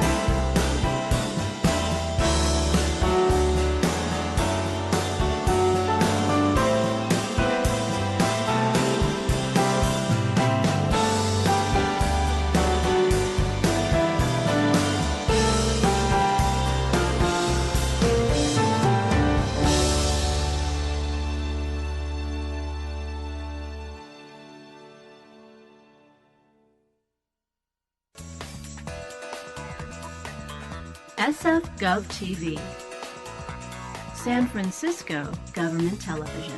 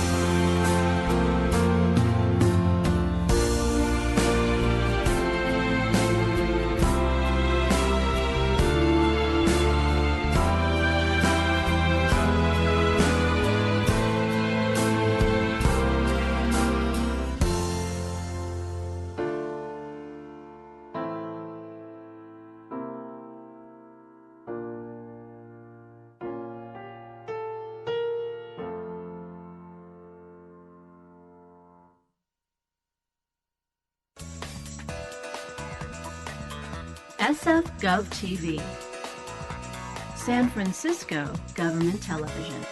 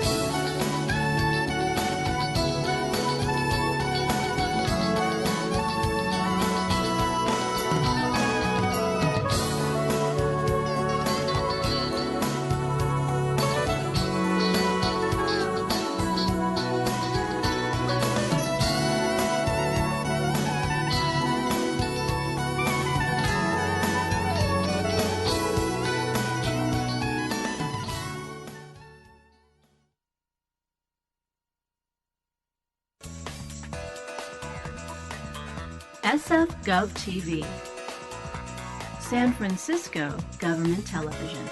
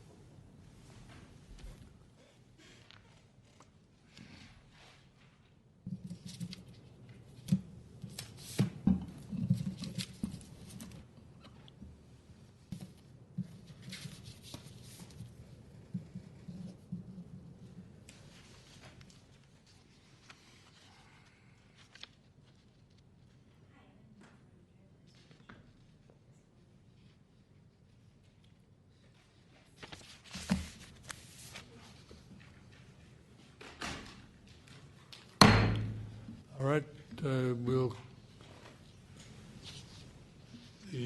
Ethics Commission is back in public session, and in closed session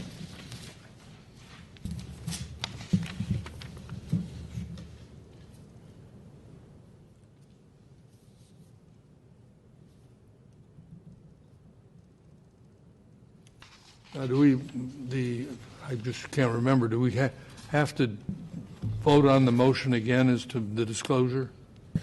No, you've already voted. Okay. Anyway, the Commission makes the following disclosure concerning the subject matter of the closed session relating to item number 6, which was the discussion of the Mark Farrell versus for District 2 Supervisor 2010 versus City and County of San Francisco, that the Commission has instructed the City Attorney and the Treasurer's Office to vigorously respond to the complaint that was filed by Mr. Farrell and to file a cross-complaint seeking to recover the monies that were the subject matter of the forfeiture letter. As to item number 7, which was the possible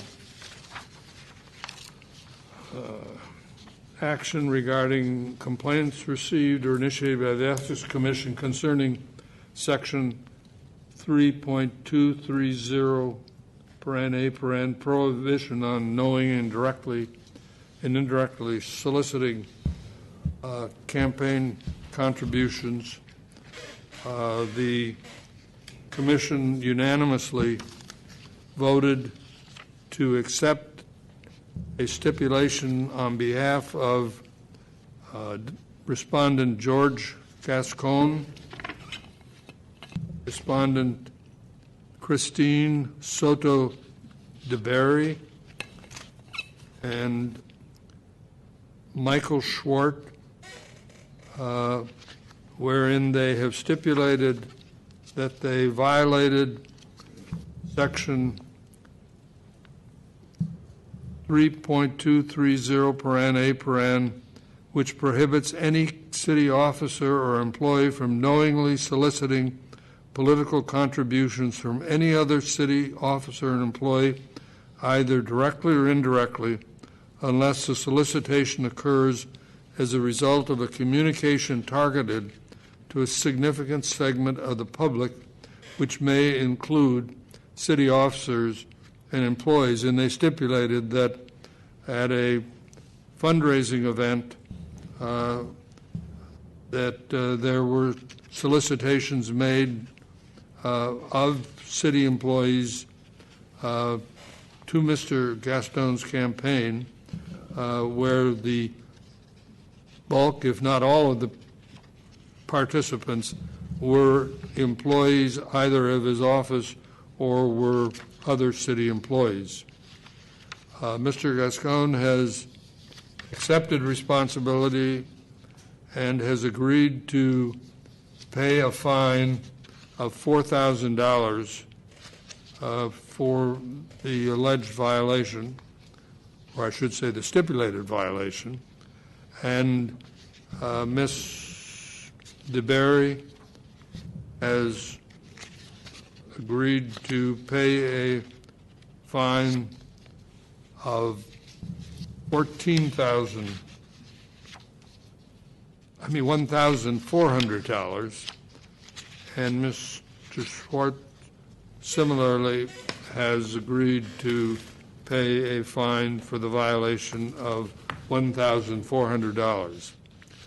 I would say that I think it's important for the public to understand that all three of these individuals, although admitting that they have violated this section, said they were unaware of the prohibition about city employees soliciting other city employees. And in the case of Mr. Gaston, he certainly had attended ethics training, which contained training concerning the specific prohibition, which all three of them said that they were really not aware existed, partly because they had been solicited by other city employees in the past. Hopefully, this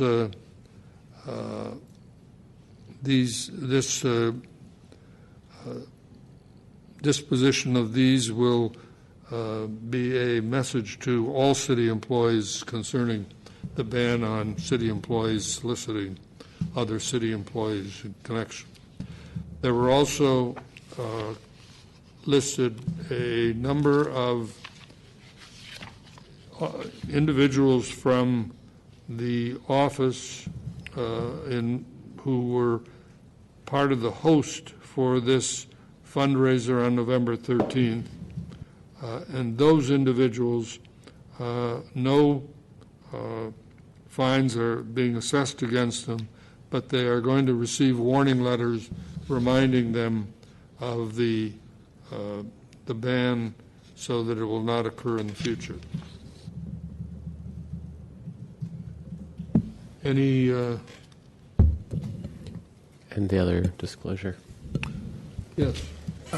Yes, Mr. Chair. And during the closed session, I put on the record at the request of the city attorney that over the years I have had professional contacts with Chief and then District Attorney George Gascon on various matters dealing with the city's criminal justice system. And it was the sense of the commission in regard to those contacts that I have had with him on those matters, that those did not arise to any kind of level of requiring me to recuse myself. And the city attorney also agreed that those past contacts that I've had with District Attorney George Gascon, purely professional on matters dealing with the city's criminal justice system, did not require me to recuse myself.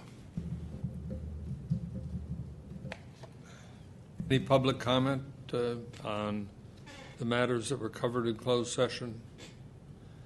Hearing none, do I hear a motion to adjourn? So moved. Oh, yeah, before we adjourn, I think Commissioner Andrews wants to make a statement. Thank you, Chair. Which I should have let you make before we went into closed session. That's okay. Because you've lost your audience. Yeah, my audience is gone. They're out there. I'll play to the seats. Well, I did want to take this opportunity to say what an honor it has been serving on the commission over these past 3 years. And I just want to thank the commission for their patience while I was on a pretty steep learning curve. At the same time, quite interested in good government and in ethics, and it plays out so much in our personal and professional lives, and it was continues to be made very clear to me with my service here on the commission over the last 3 years. I am impressed with the work that we've done thus far. A couple crowning achievements, I know, with the passing of Prop C, and with Chair Rennie and myself serving as a commission of two, and all of the commissioner support in hiring Executive Director Pelham, and I continue to be impressed with her. I do want to say that throughout that process, I had an opportunity to spend some time with your staff, your staff, and I recognize the level of dedication and commitment and passion they have for the work, and their high level of skill. And it looks like a great partnership that you will have with them, and I encourage you to create professional opportunities for them as often as you can. And to Commissioner Chu, I'm sorry I'm not going to have an opportunity to work with you. I know that just in the few comments and the few amounts of work pieces of work that we've done together, that I know that the Commission will be well served by your seat. So thank you for your service in advance. I did want to say that, I took last month to assess the work at my organization and recognized that there were increasing demands, and those increasing demands were not going to go away anytime soon. And I know that the Commission deserves someone who has the time and the energy that it needs to commit to this very crucial work. And I knew that I wasn't going to be able to do that in a way that I would feel good about, and frankly, for what the Commission deserves. So it is with heavy heart that I do stand down, and I look forward to sitting in the audience on the other side and continuing to know about the work of the Commission. And I, again, want to thank everybody for their collegial friendship along the way, and I wish you all best wishes. Thank you. Thank you. And we likewise wish you good luck and best wishes in the expanded endeavor that you're in. And I'll be interested to hear how it goes. Thank you. I will now entertain a motion to adjourn. So moved. Second. All right. Any public discussion? No comment? All right. Stand adjourned.